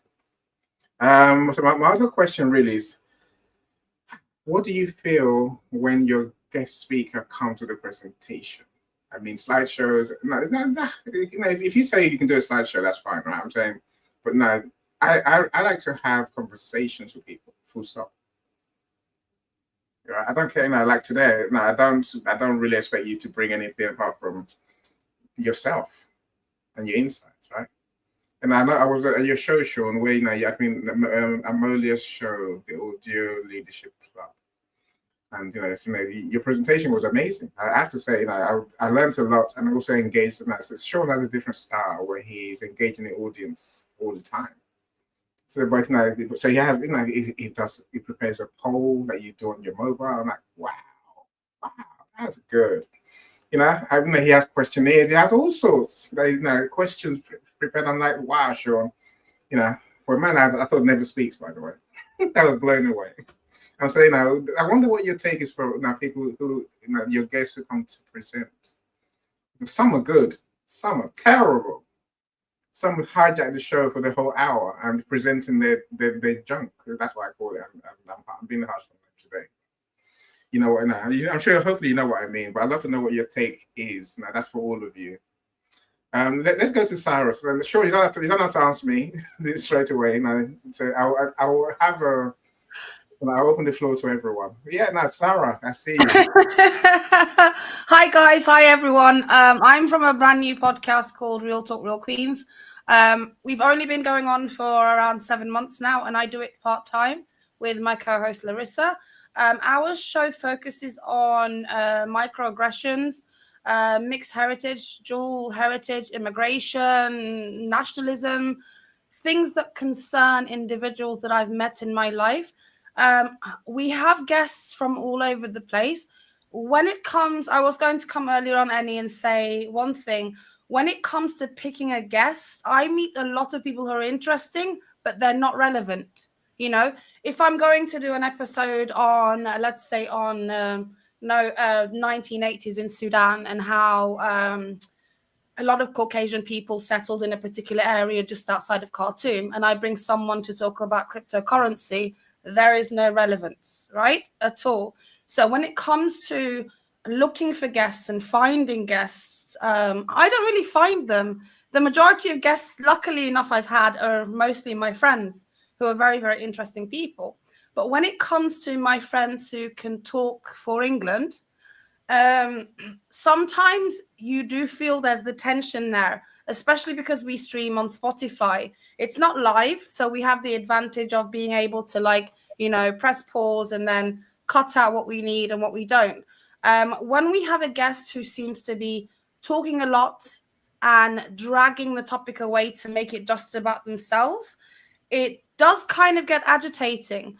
But I've had to sort of talk to my guests beforehand, spend maybe an hour with them on Zoom and say to them, by the way, you should do this and this and this and this. Your topic is this. I give them the topic and then I'll say to them, talk around the topic. As soon as they lose that focus, I have to drag them back in. Now, I'm lucky enough to have a co-host with me, so it's both of us and the guest is sat in the middle. But when it comes to someone who is talking a lot of irrelevant things, I try and pull it back to, this is not about you. This is about the greater of people who are learning. The podcast that myself and Larissa has, Real Talk Real Queens, it's literally about sharing with people the knowledge, sharing with people understanding, and it's not really relevant to just self. So it's very, very difficult when we have had a guest who has been about I think this, I feel that. Because sometimes when you're talking about a generalization topic, you have to try and understand. You can't just come with all of the waffle. You have to be able to understand where that waffle fits in and when that waffle is needed. So I recommend anyone who is streaming or anyone who's picking guests or vetting for guests, pick someone who is relevant, not someone who's interesting, because we meet a lot of interesting people. But thank you very much, Annie. I came on half an hour later than you started because, I'm a teacher as well. So thank you, founder. Who's the one at the top? Thank you. So Lachelle is here, Christiana's here, Michael's here, and of course, Cyrus is here too. I'm sure now we'd all love to come on your show if we're relevant. We'll let you know. So I take that point. That's an important point, I think. But I think that maybe that's more about us being very clear and having a clear focus about our conversations and our rooms. Some people, I say, they do rooms just to say, right, come and talk. And you're like, no, I'm not coming. Give me that. Do we have to have a theme, right? Do we? I don't know. Maybe we don't. But some people say there's different ways you can do rooms and do events. But thank you so much. I think that keeping the guests on point, is important. I think that's good hosting skills, right? And that preparation that you say that we'll do beforehand, Say, when I meet people, I say, I don't tell them what they must do. What I do, it's whether I like them or not. If I like, can we talk in a way that will give the audience value? That's the primary aim. Yes, now the guest speaker might have their own needs, but yes, the need is normally to be seen and heard, right, and to be visible. Maybe to sell their stuff, but anyone who comes on any show and just does a me, buy, it never works. It's never going to work. So that's it's a lesson for all of us. I think clarity, it does help, and the host doing what the host has to do to keep the conversation going. Thank you so much. Have we agreed a date to meet yet, Sarah? I'm sure we have. Yes, I'll go back to LinkedIn and recheck again. I'm on YouTube. There's a networking event in Islington on Saturday. It's basically for TikTokers. TikTokers, I like that. TikTokers, TikToking people.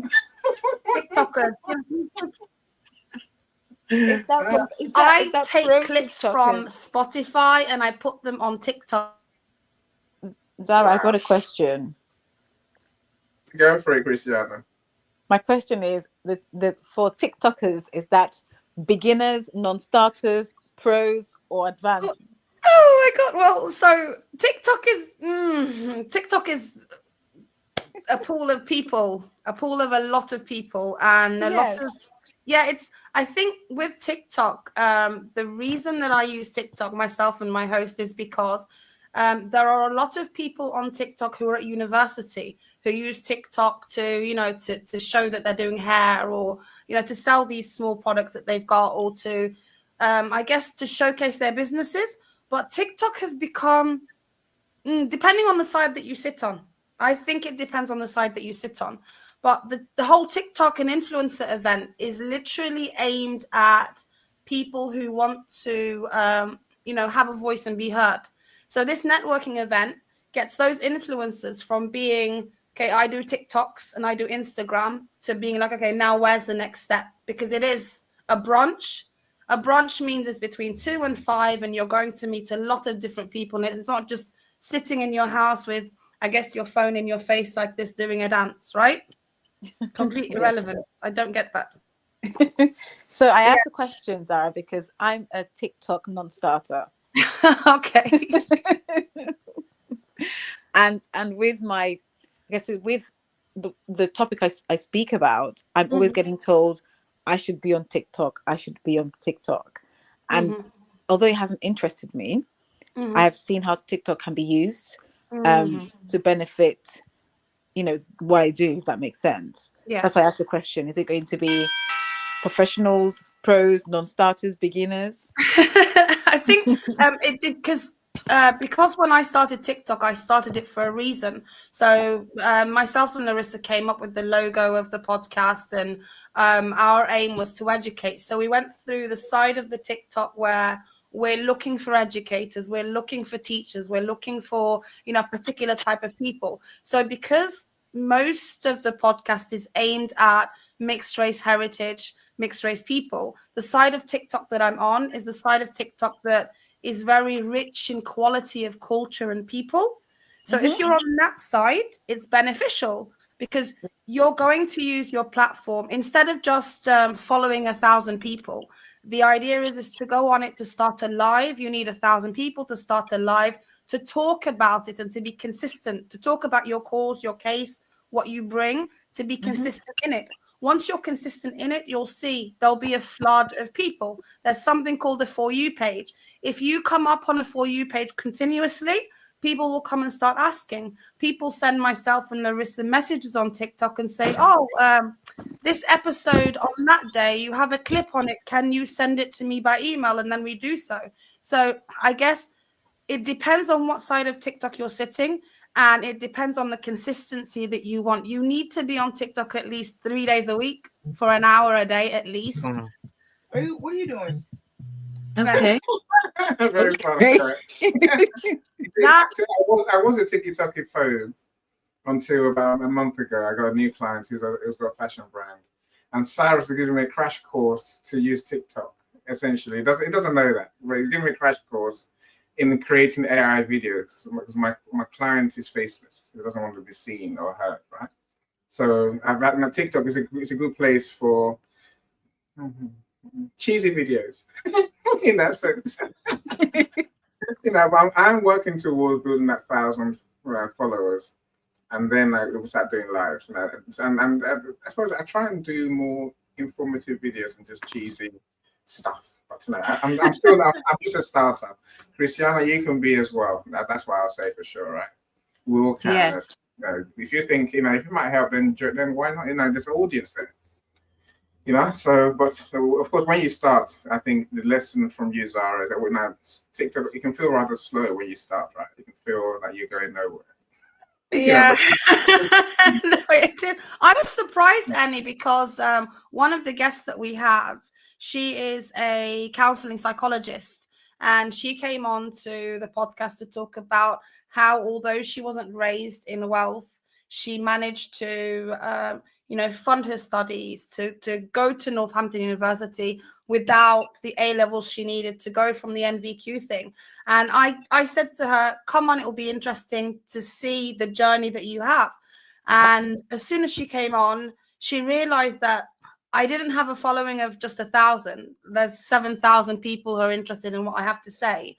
And the reason there are 7,000 people there is because I've had to, sit at 1 o'clock in the morning and go through and filter people and see which direction am I going. Because using TikTok to target your niche means that you have to kind of become a TikToker for a little while. But that's the only reason the event that I've been invited to on Saturday, the only reason I'm going is because I fit into the younger crowd, because I look 22 years old, apparently so, according to people. I'm happy with that. But yeah, with TikTok, Christina, I would recommend people to go on it. It's not just for young people. If you're interested in growing, your podcast, use it. If you're interested in growing your brand, use it, because there are a lot of tools. And you will notice AI, like you said, AI, a lot of people use AI instead of showing their faces and whatnot. There's a lot on it, motivational videos, things like this. So yeah, I recommend it. So share the link. Share the link in the comments if you don't mind. Put it on the event page. Okay. Or send it to me. I'll put it there. And I say that anyone in London, Zara, I'm not in London. I'm in Cornwall. 6 hours away each way. Thank you, Zara. It doesn't matter any. I've been to a networking event that's 7 hours away. And he's out in the sticks, Zara. Don't believe him. Yeah, end of the week, I'm coming your way.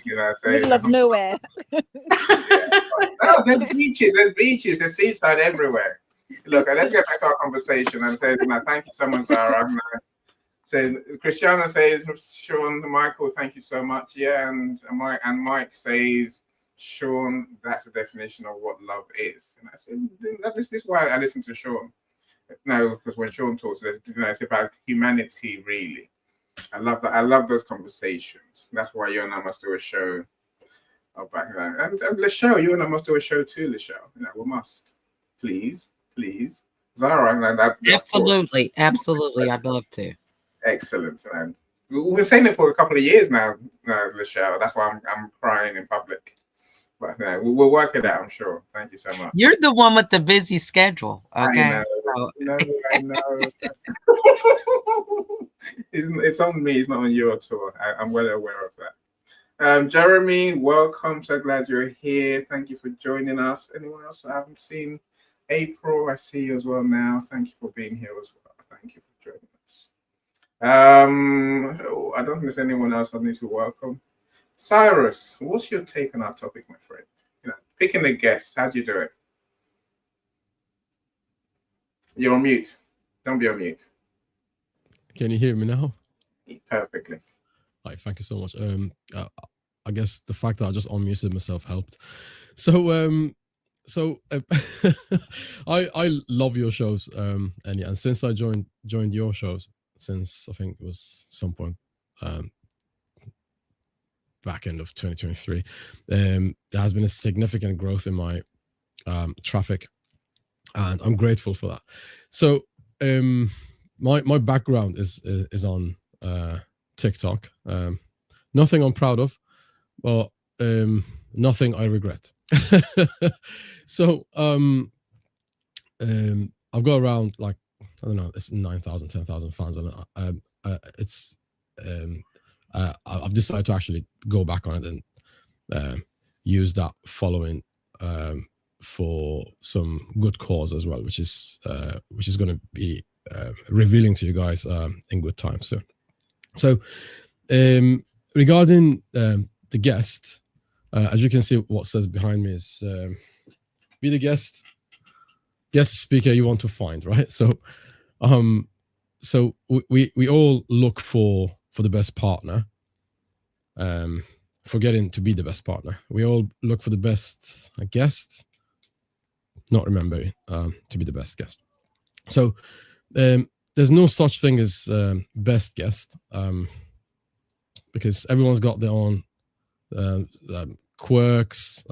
You always get someone who's got like lots of quirks. I don't know, different people, different personality, right? And you get people who actually come to the stage but never talk. You have to beg them to talk. You know, whether it's recorded podcast or it's a live event.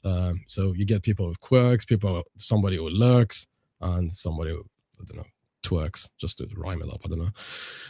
Now, in order to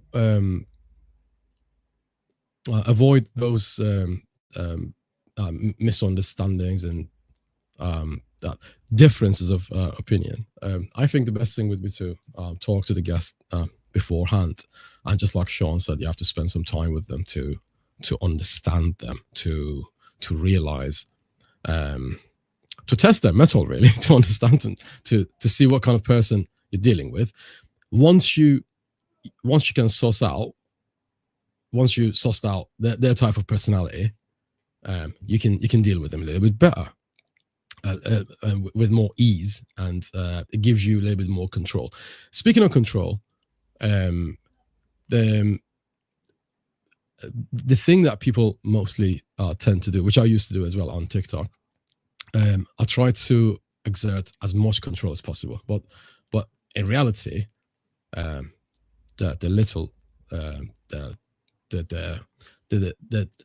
less control you exert, the better, because people do look at your audience, does look at your guests, perhaps mannerism or the things that they're not supposed to say. But at the same time, here's the secret: they judge you based upon your reactions, and your guests come and go, right? But your show stays eternal, right? So that was a Tupac reference there. I hope some of you got it. So wars come and go, but my soldiers stay eternal. Anyway, so your guests come and go, but your show needs to maintain a certain level of charisma and certain level of authority. So you lose authority. So there's a kind of a reverse correlation between the amount of force you apply and the amount of power that you've got, right? So force and power are in two opposite directions. So most of the time, you have to let it go. You have to allow your speaker to speak. But to avoid the things that you don't like to happen on your show, you have to talk to them first. You have to have a calibration session before having a collaboration session, if that makes sense, right? So calibration, what do I mean by calibration? What I mean is you have to sit down with them and say, I don't appreciate such and such words, or I don't appreciate such and such, I don't know, mentality on my show. You can't say such and such group are awful. You can't say such and such group are fantastic when they're not really, right? So, I guess the point I'm trying to make here is unexpressed expectations are premeditated resentment. Unexpressed expectations are premeditated resentment. So if you don't tell them what you expect from them, or if they don't tell you, so that means you had the opportunity, but you didn't. So it's your fault, right? You have to tell them what is it that, set your boundaries, I suppose. That's what I'm trying to say. Set your boundaries first, because there's no point in setting the boundaries after the effect, is there? So, and the type of guests that I'm after, and I've always brought to my shows, is people who are not opinionated. Like, what's the point in bringing someone to the show to bring their opinions to the show? Everyone's got an opinion. As my granddad always said, opinions are like a certain part of human anatomy. Everyone's got one and they all stink, right? So I tend to bring people to the show who bring something to the table, like factual things, educational things. At the end of the day, when a person comes to a podcast or to a live show, they're supposed to leave the show with a little bit better and more educated than they came to the show at the very beginning of the show, right? That's the whole purpose of a pod. I mean, in my view, that's the whole purpose of the podcast. Again, I could be right, could be wrong. That's my view.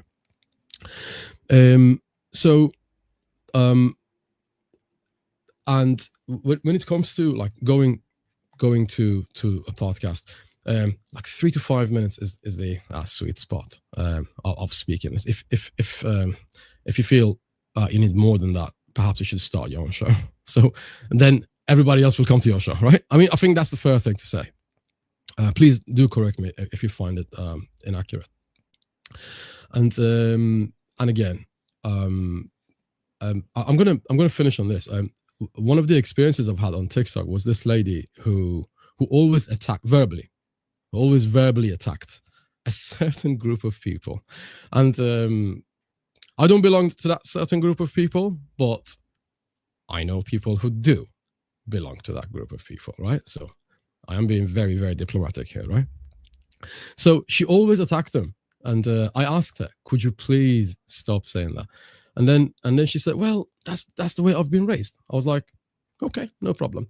So the whole concept of the show was, just to give you an example, I would do my bit on the show, live show, and then it would get recorded, right? Annie would do his, Christiana would do hers, Lachelle would do hers, and Sean would do his, and Zara would do hers. Then I would cut it out and hand you the file, and then you would publish it on your own channel. Then everybody would, like other followers, would come to my show, and I would showcase your show. So it was a grow party, if that makes sense. If people have been on TikTok, they know what a grow party is. So I was a host there. So she always said those words, sometimes dropped a couple of F-bombs here and there as well. So we got we got banned because of the things that she said, the things that like, I mean, sometimes accidentally, sometimes she did them on purpose. I could tell. So what I did was I cut out everything that she said and she wasn't supposed to, and asked her to publish them on her page, and she wouldn't. And then I asked her, "Why is it?" And she said, "Well, that's not on. I'm not gonna publish that on my page." I was like, "If you're not doing it on your page, why are you doing it why are you saying it on my lives?" Right? It was there and then that she stopped, because she realized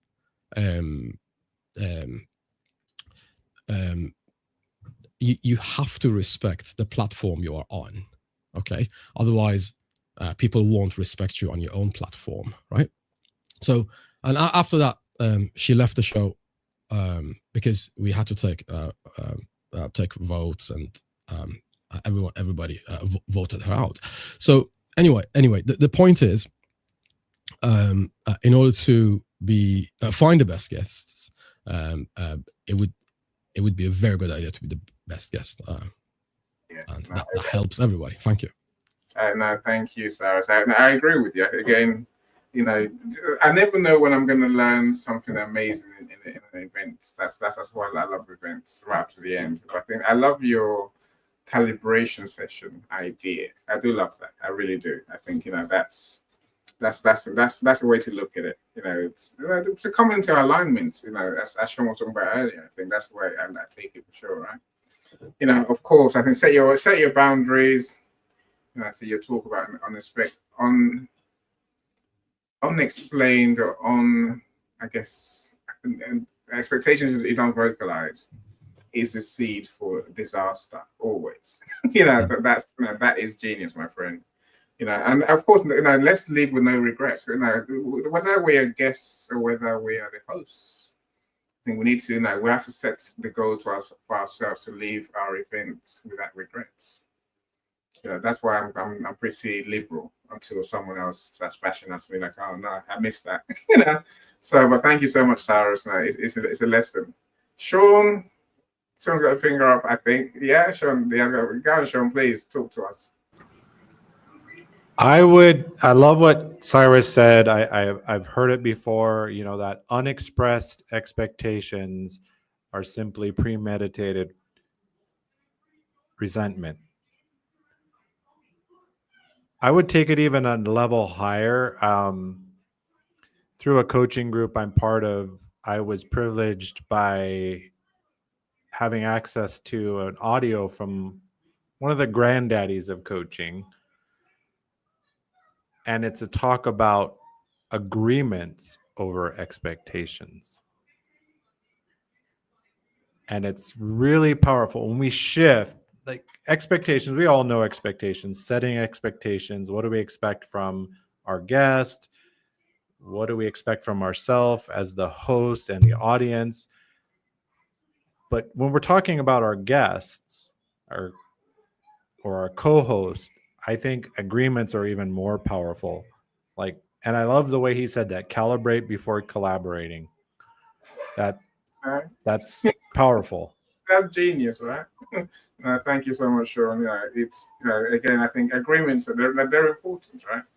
Again, you know, saying unstated agreements, you know, literally is what always leads to a war that's we're still coming. It's the rest of the time, right? Look, you know, we're winding down, my friends. We're winding down. So this is when I normally have everyone there. So you know, you can speak when you want to, right? Well, thank you so much. Some amazing comments I want to, you know, say work towards the end with. Mike is a man of asking great questions. He puts me to shame. Puts all of us to shame when it comes to asking questions, right? And Mike says, "What does this discussion in the room look like? You know, what does mutual respect look like? What does real emotional intelligence look like? You know, what's all the division we see? Where is all the division we see in the world come from? The fear, and what can we do about it? Right, so we can start with being the change we seek in others, for sure. You know, I think, you know, Cyrus' point about you have to be a good guest to expect to have good guests. I think that's important. You know, you have to be a good follower to expect to be a good leader, or to expect a good leader as well, right? You know, so I think that it's important to bear in mind how we're showing up in other people's events. You know, I think someone mentioned it earlier, I don't know whether it was Sean, that people will mimic our style. They would not. We set the tone, and they will. They'll follow the tone. That's, you know. So you might think in one event it doesn't matter because this was here, and we're going over there next week. It matters because people will take the cue of who you are from what they see, right? From how you behave. So, all right, are you waving your hand? No, I was going to say something, but there was a lot of questions, and I think the thing with EQ is important, but I've noticed with the types of guests that I have, CQ is also very relevant, because I think sometimes CQ will sort of give you a different way to react to a different thing. Me being who I am and having the heritage that I have, I've had to learn that it's not tiptoeing, it's understanding what word to use and what reaction I need to make things calm. When it comes with discussions that you have with guests, instead of just looking at me, myself, and what I bring, it's also about them themselves and how you can help them understand where you're coming from. So I think CQ is very important too, not just EQ. I like that. Thank you so much. You know, it's emotional intelligence, cultural intelligence. You know, that's what. I was going to ask you what CQ. Then when you the more you spoke, I was like, okay, I get it now, right? Look, so maybe I will come back. And Cyrus mentioned something that I think it links to that in this insane. When we talk about the F bombs, some can come and swear at our events. They really do, right? I'm saying, is that appropriate? I might bring that as a topic next time. But I think I can frame it in the cultural understanding, and maybe just being inclusive. Some people don't like swearing at all, So let's talk about it. Let's see where, what are the boundaries for our events. I think I don't want to. If I can read my handwriting after the event, then I'll bring that as a topic. If I can't read my handwriting, then best intentions, any. I'm just being honest, right? April, I wish you were in the studio, April. I really wish you were. But let's see some of your comments. April says there are those that are rude to other guests on the show automatically get kicked out. They do. I think. I know you've got more comments, April, so I'll come to that. The way I deal with them, I've said it already. You say I know in an American sense we're supposed to argue, but sometimes it can be over aggressive. Why are you meant to argue? You speak louder than most of us. I agree, but don't need to argue. That just some people feel that way. I accept the point, April. It doesn't help us. Doesn't help our show. We want to come and air your view, right? Air your views, air your insights, your experiences, your learnings. Is what we want you to come and share at our events. Arguing, not really. Because I say that because I think to me it's an important point because on these shows there's some people who will come and argue literally. They speak and you're like, okay, thanks for speaking. I get it. I'm with you, right? And then someone else speaks and they feel the need to respond. I'm like, no, you don't. You never need to respond ever. You don't need to respond to anyone. And if you've got something good to say, okay, I'll give you the platform. But literally, the way I see it, the way I've always designed my events, the way I think is simply that we're here to share our thoughts and our experiences, our insights. Right?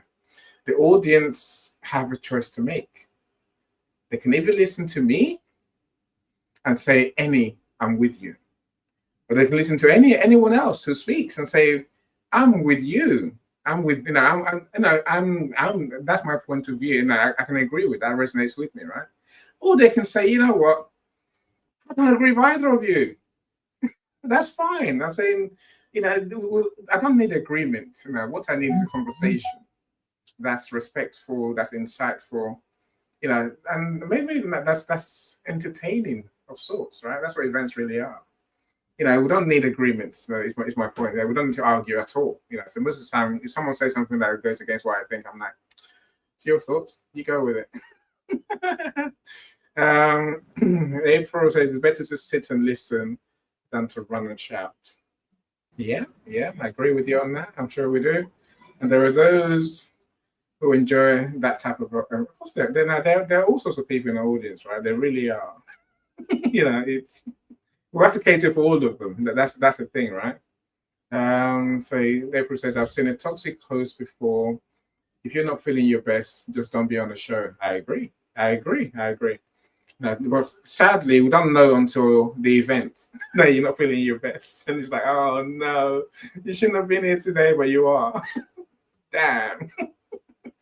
Let's deal with that. I think this is an important point, April. She says some people's speaking skills are very poor. We haven't mentioned people's speaking skills today. That's why I'm thinking about this one. I guess I think we want to create an environment, like Michelle said, right up front. We need to create the space for people to feel comfortable to speak their truth. Some will say it clearly, some will speak very quickly, some will speak very slowly. I'm saying, by the way, we have to accommodate all of them. And it's a hard one for me. If anyone's got a thought on how we improve people's speaking skills, so maybe I would say the biggest issue is not a skill. It's not the speaking skills. It's a fear, a sense of confidence. Mm-hmm. That's where we can help people with. We can create a space where they feel free to be themselves, and share as they share best, whatever that may be. So you, Cyrus. That I agree with that. I think I love a lot of the points that were mentioned, and I don't know, because I'm in marketing, I have a different approach a little bit in terms of the success is of the show is based on how I serve the guests. Mm. So I feel like I have learned to let go of the control, and I understand what Cyrus was referring to, because I feel like I'm there to learn, and that's why I have the guests on the show. And so it takes you being in a place of being present and actively listening and engaging in a way that you can learn and grow. And so um the star is supposed to be the guest, not the host. And I think that's sometimes what we struggle with, because yeah, we have the show, we're doing all the work and all these different things, but we are supposed to make sure that the guests shine.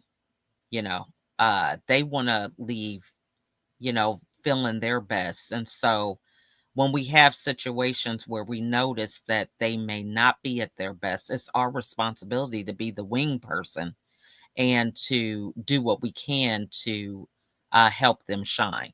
Because for me, I think it could be public humiliation, if we're not careful with that.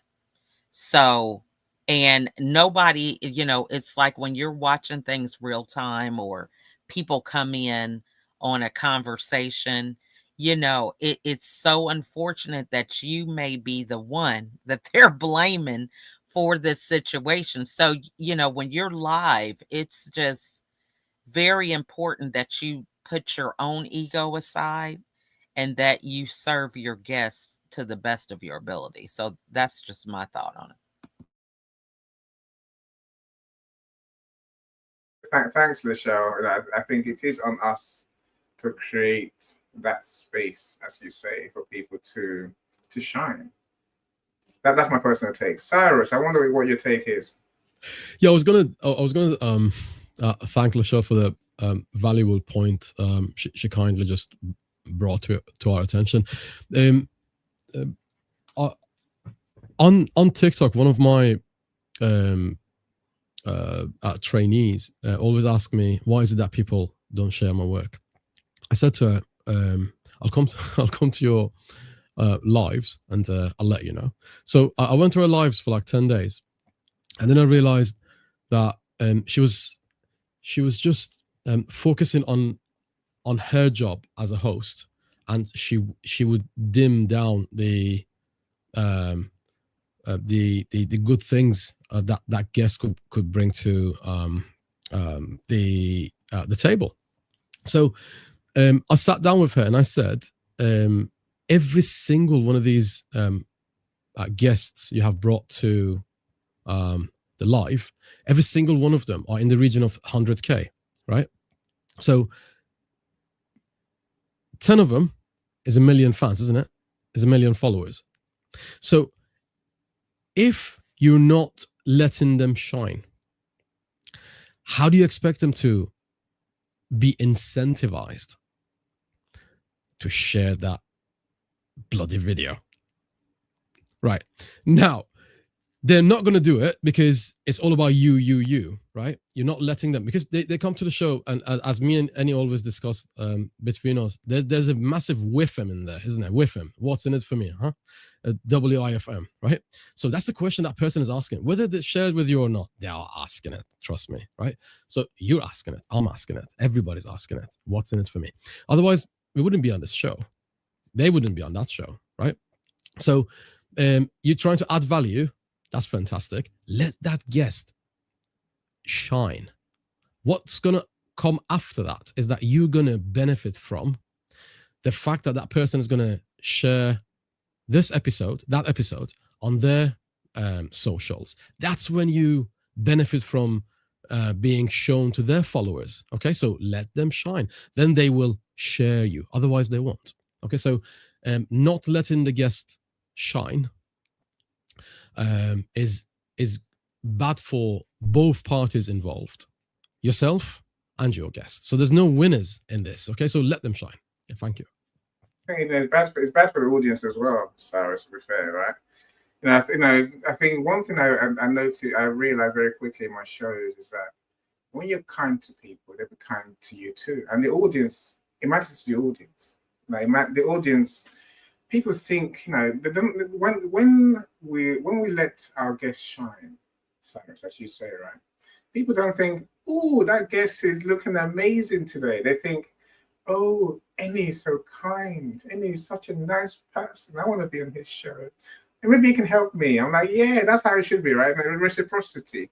And your audience always give you credit in that sense. If the more kindness you share, the more light you shine on your guests, the more people actually want to get to know who you are and want to be share your content, engage with you. Basically, so it's how it tends to work. And give them real compliments, right? So the first time I came to your show, Annie, I gave you a real compliment for your, not for your hair, of course. I gave you a real. Something. It has to be real. It has to be tangible. Yeah, genuine. I go back to Shaw's point. This is about who are we as hosts? Who are we? Who are you deep down? Really, are you a nice person or are you? A pretender, and then if you're a pretender, everything will be eventually you get found out. That's why I say, be a genuinely nice person, in your heart.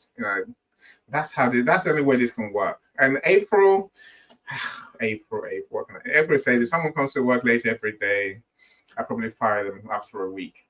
April, no, I'm that person. I'm the one that doesn't. I never show up on time. In real life, I'm terrible. But on these events, I don't know. I've got this ego issue. I think I'm important for them to wait. And I know I'm wrong. Don't all look at me. Don't be haters, my friends. I know I'm wrong, right? I know I'm wrong. But I will take my time and get there. Christiana knows what I mean. I will get there. I never not show up, but I'm always late. April says, you'd be late to your own funeral, and God forbid. Hi, Cyrus. I know. We all suffer with his timekeeping. Right, guys, I do apologize. I need to go. I love this episode. Thank you so much. Oh no, Cyrus. 2 minutes more, right? I walk in. You're leaving already. I love you guys. Bye, Cyrus. April, the reason I can afford to be late, I can hear you, Christian. I'll give you a second, right? It's because I work harder than everyone else. I will do the job better than everyone else because I want to do the job. Meeting you is not meeting people. I don't enjoy that bit. I love working and delivering results. And if you can still fire me, even though I'm your best employee, because my timekeeping is a bit off, okay, I'll take it. I'll find someone else that can use my skills. That's the way I look at life. I'm just being honest with you. Annie, you're late because you don't sleep. That's why you're late. No, I think Annie made a very because you don't sleep. So don't beat me up for not coming to your meeting for coming to have the chat with you. You're late time. because you do not sleep. I don't mean online. I say I'm better online now. But in real life, I could be 3 hours late easily. But I'll phone you and tell you I'm going to be late. I think anyway, with the point on skill and timekeeping, I think if you're very good at what you do, they will wait. They wait. If they're an hour, they will wait. They always have now. So that's why I can't even be ignorant. I know I'm being ignorant. I know I'm being childish. I'm well aware, and I'm just saying that openly, right? Naughty Annie. Get warned. They continue to get kicked out depending on the severities. Look, as a host, my friends, you got buttons to press.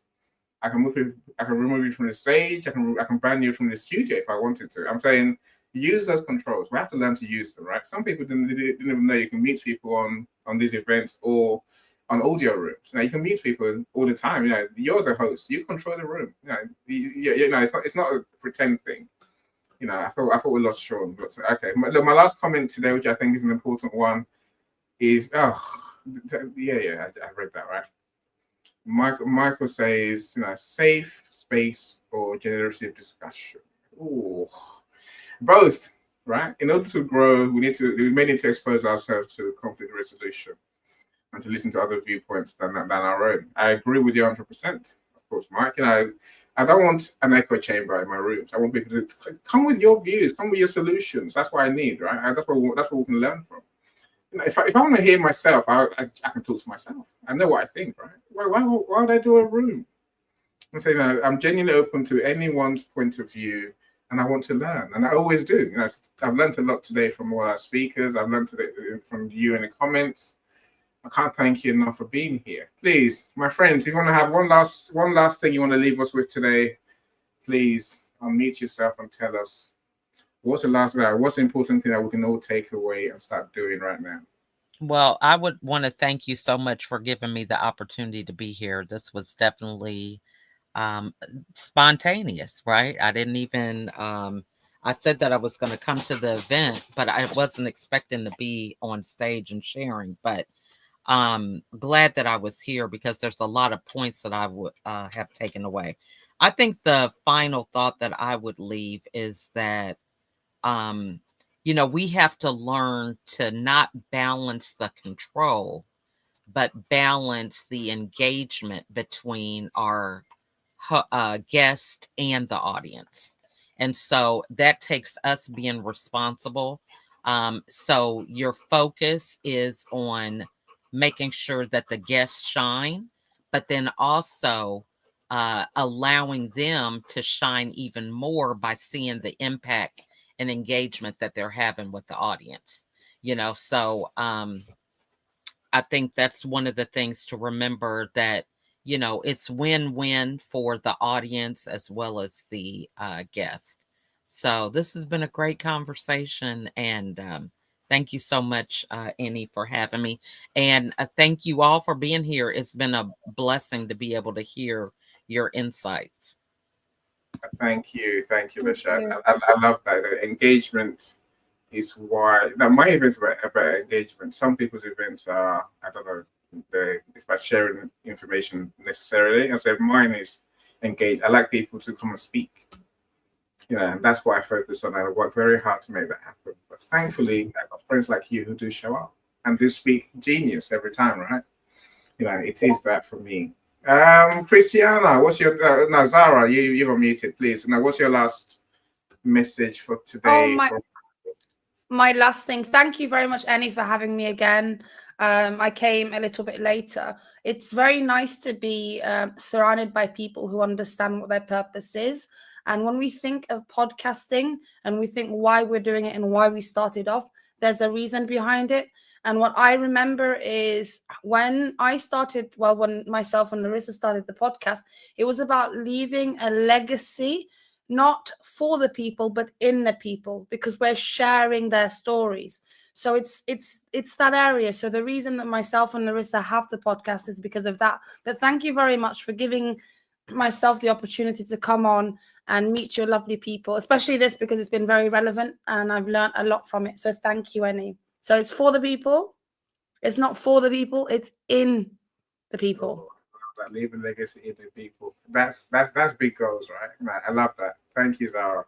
You are the star. I have to say. So look, it's a good time to say, connect with each other, my friends. Go in the comments and connect with people who've been here. Let's make real friends. Everyone connect with Lachelle. Lachelle hasn't got enough friends. I'm saying she needs more friends. We all want to be Lachelle's friend. So my principle still stands. If Lachelle's your friend, it means you're a serious person. LinkedIn works better when Lachelle's on your side. Anyway, do go in the comments and do engage. Luz, I do see you. I'm so glad you joined us. Luz, she's doing some, what's the word I'm looking for? She's doing some career counseling events on Go Brunch. So do connect with her. That interests you. So another one of our genius friends, Curtis. Curtis does serious conversations. So do connect with him as well. Who's LinkedIn user from Chicago? That's not you, Christiana. It's not you. No. I can't see who that is. I can't see who it is. Right?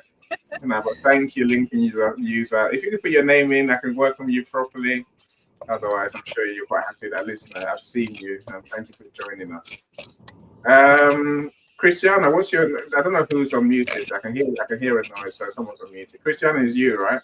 It is What? me. What's your big message? What's your last big message for us to take away today, man? My life's big message.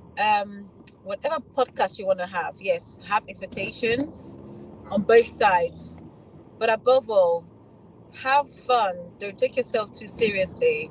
One of the reasons I like our kind of show, I suppose it depends on the subject too, but have fun with it. You know, bring something to the audience more than anything else. And I like what Zara said: is the legacy in the people. Bring something to the audience, you know, that they can take away and feel good about themselves or feel like they've learned something, or they're knowledgeable. So that is my 2 cents in, I would say. I'll put it that way. And I love that. It's worth more than Thank 2 cents. I agree with you, right? I think that's a valuable information. You know, as you were talking, Christiana, I'm wondering to myself, you know, some people, they try too hard.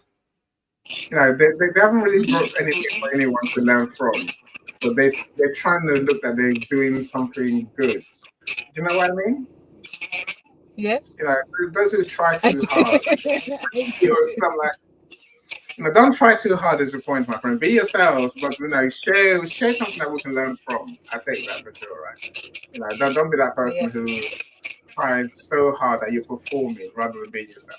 That's where my friend Sandra put it. Don't perform. Be yourself. I think being yourself. Sorry, Eddie. Being yourself. I would say, to add to that, is what we've said already.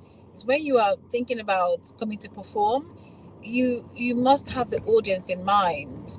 So therefore, don't perform, because when you perform, it really shows that you don't have the audience in mind.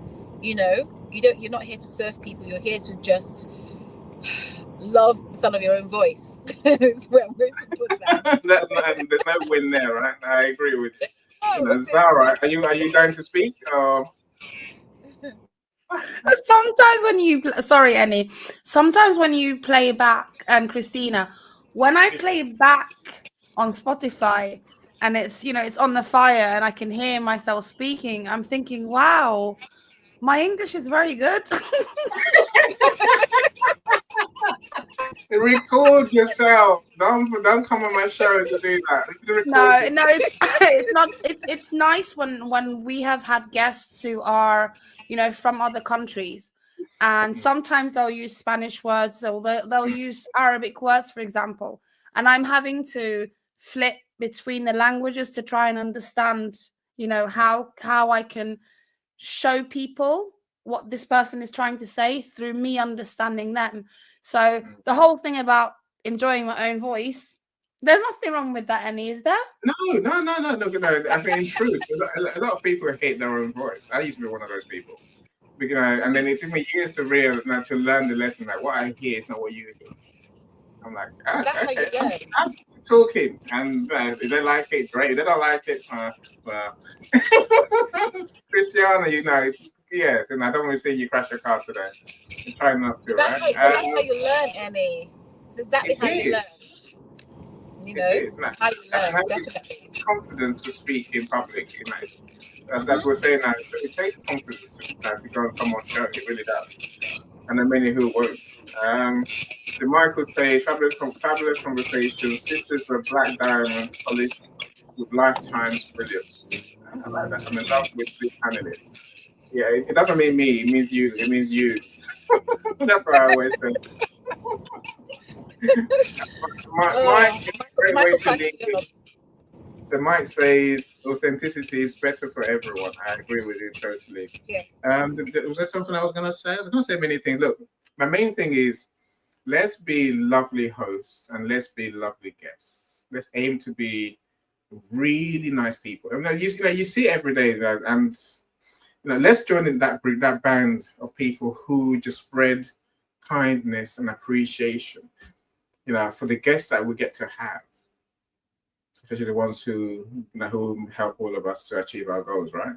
But also as a guest, my friends, let's appreciate the opportunities that people are giving us. Now, to have you in my show is it's an opportunity for you to shine.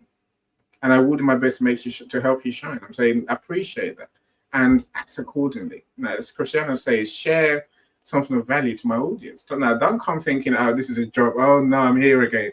No, it's appreciate and show everyone the love when you're here in my shows.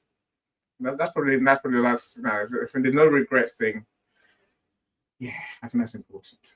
Let's not ever go on a show and regret, that something we said, something we did. That's part. And it goes back to my thing, just saying just now. Let's show the love. You can never go wrong when you show love. And when you show kindness and intend to help other people. Whereas if you are there just for you, things might go wrong, right? Michael, I told you I'm always late. Is it? I was here. I'm deliberately late because that's what I. No. Okay, right. How can I say? I'll leave you with this. Let me thank you all first and say that you're truly all amazing. Look, most of my shows have other people involved, right? Whether that's co-hosts, whether that's guests. I'm saying I can't go live until they're here. Unless everyone's here, I'm not going to go live, right? I'm saying that's what delayed me today, because I was here saying, "Where are you?" And when everyone showed up, I was like, "Okay, let's go live." That's how it works. My friends, look, thank you so much for your afternoon. Do join us again in 2 weeks' time. So our show is normally on a Wednesday. But no, we have to move it to accommodate Miss Angelica. So we'll do join us again. But more as Luz is saying in comments, connect with each other. Don't just connect. Don't just send a connection request. Schedule those meetings. Meet people. Get to know them. What we're talking about today, I think, is a way of being. Are you that nice person? If you are, make some friends. Help people out. They'll help you out too.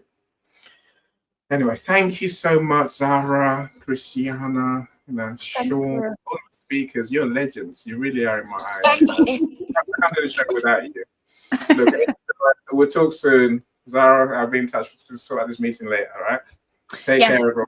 Definitely. Take care, guys. Bye-bye. Still hungry. Go eat. Global.Media.com and celebrate it with or without champagne or rum. Achieve success with Global.Media.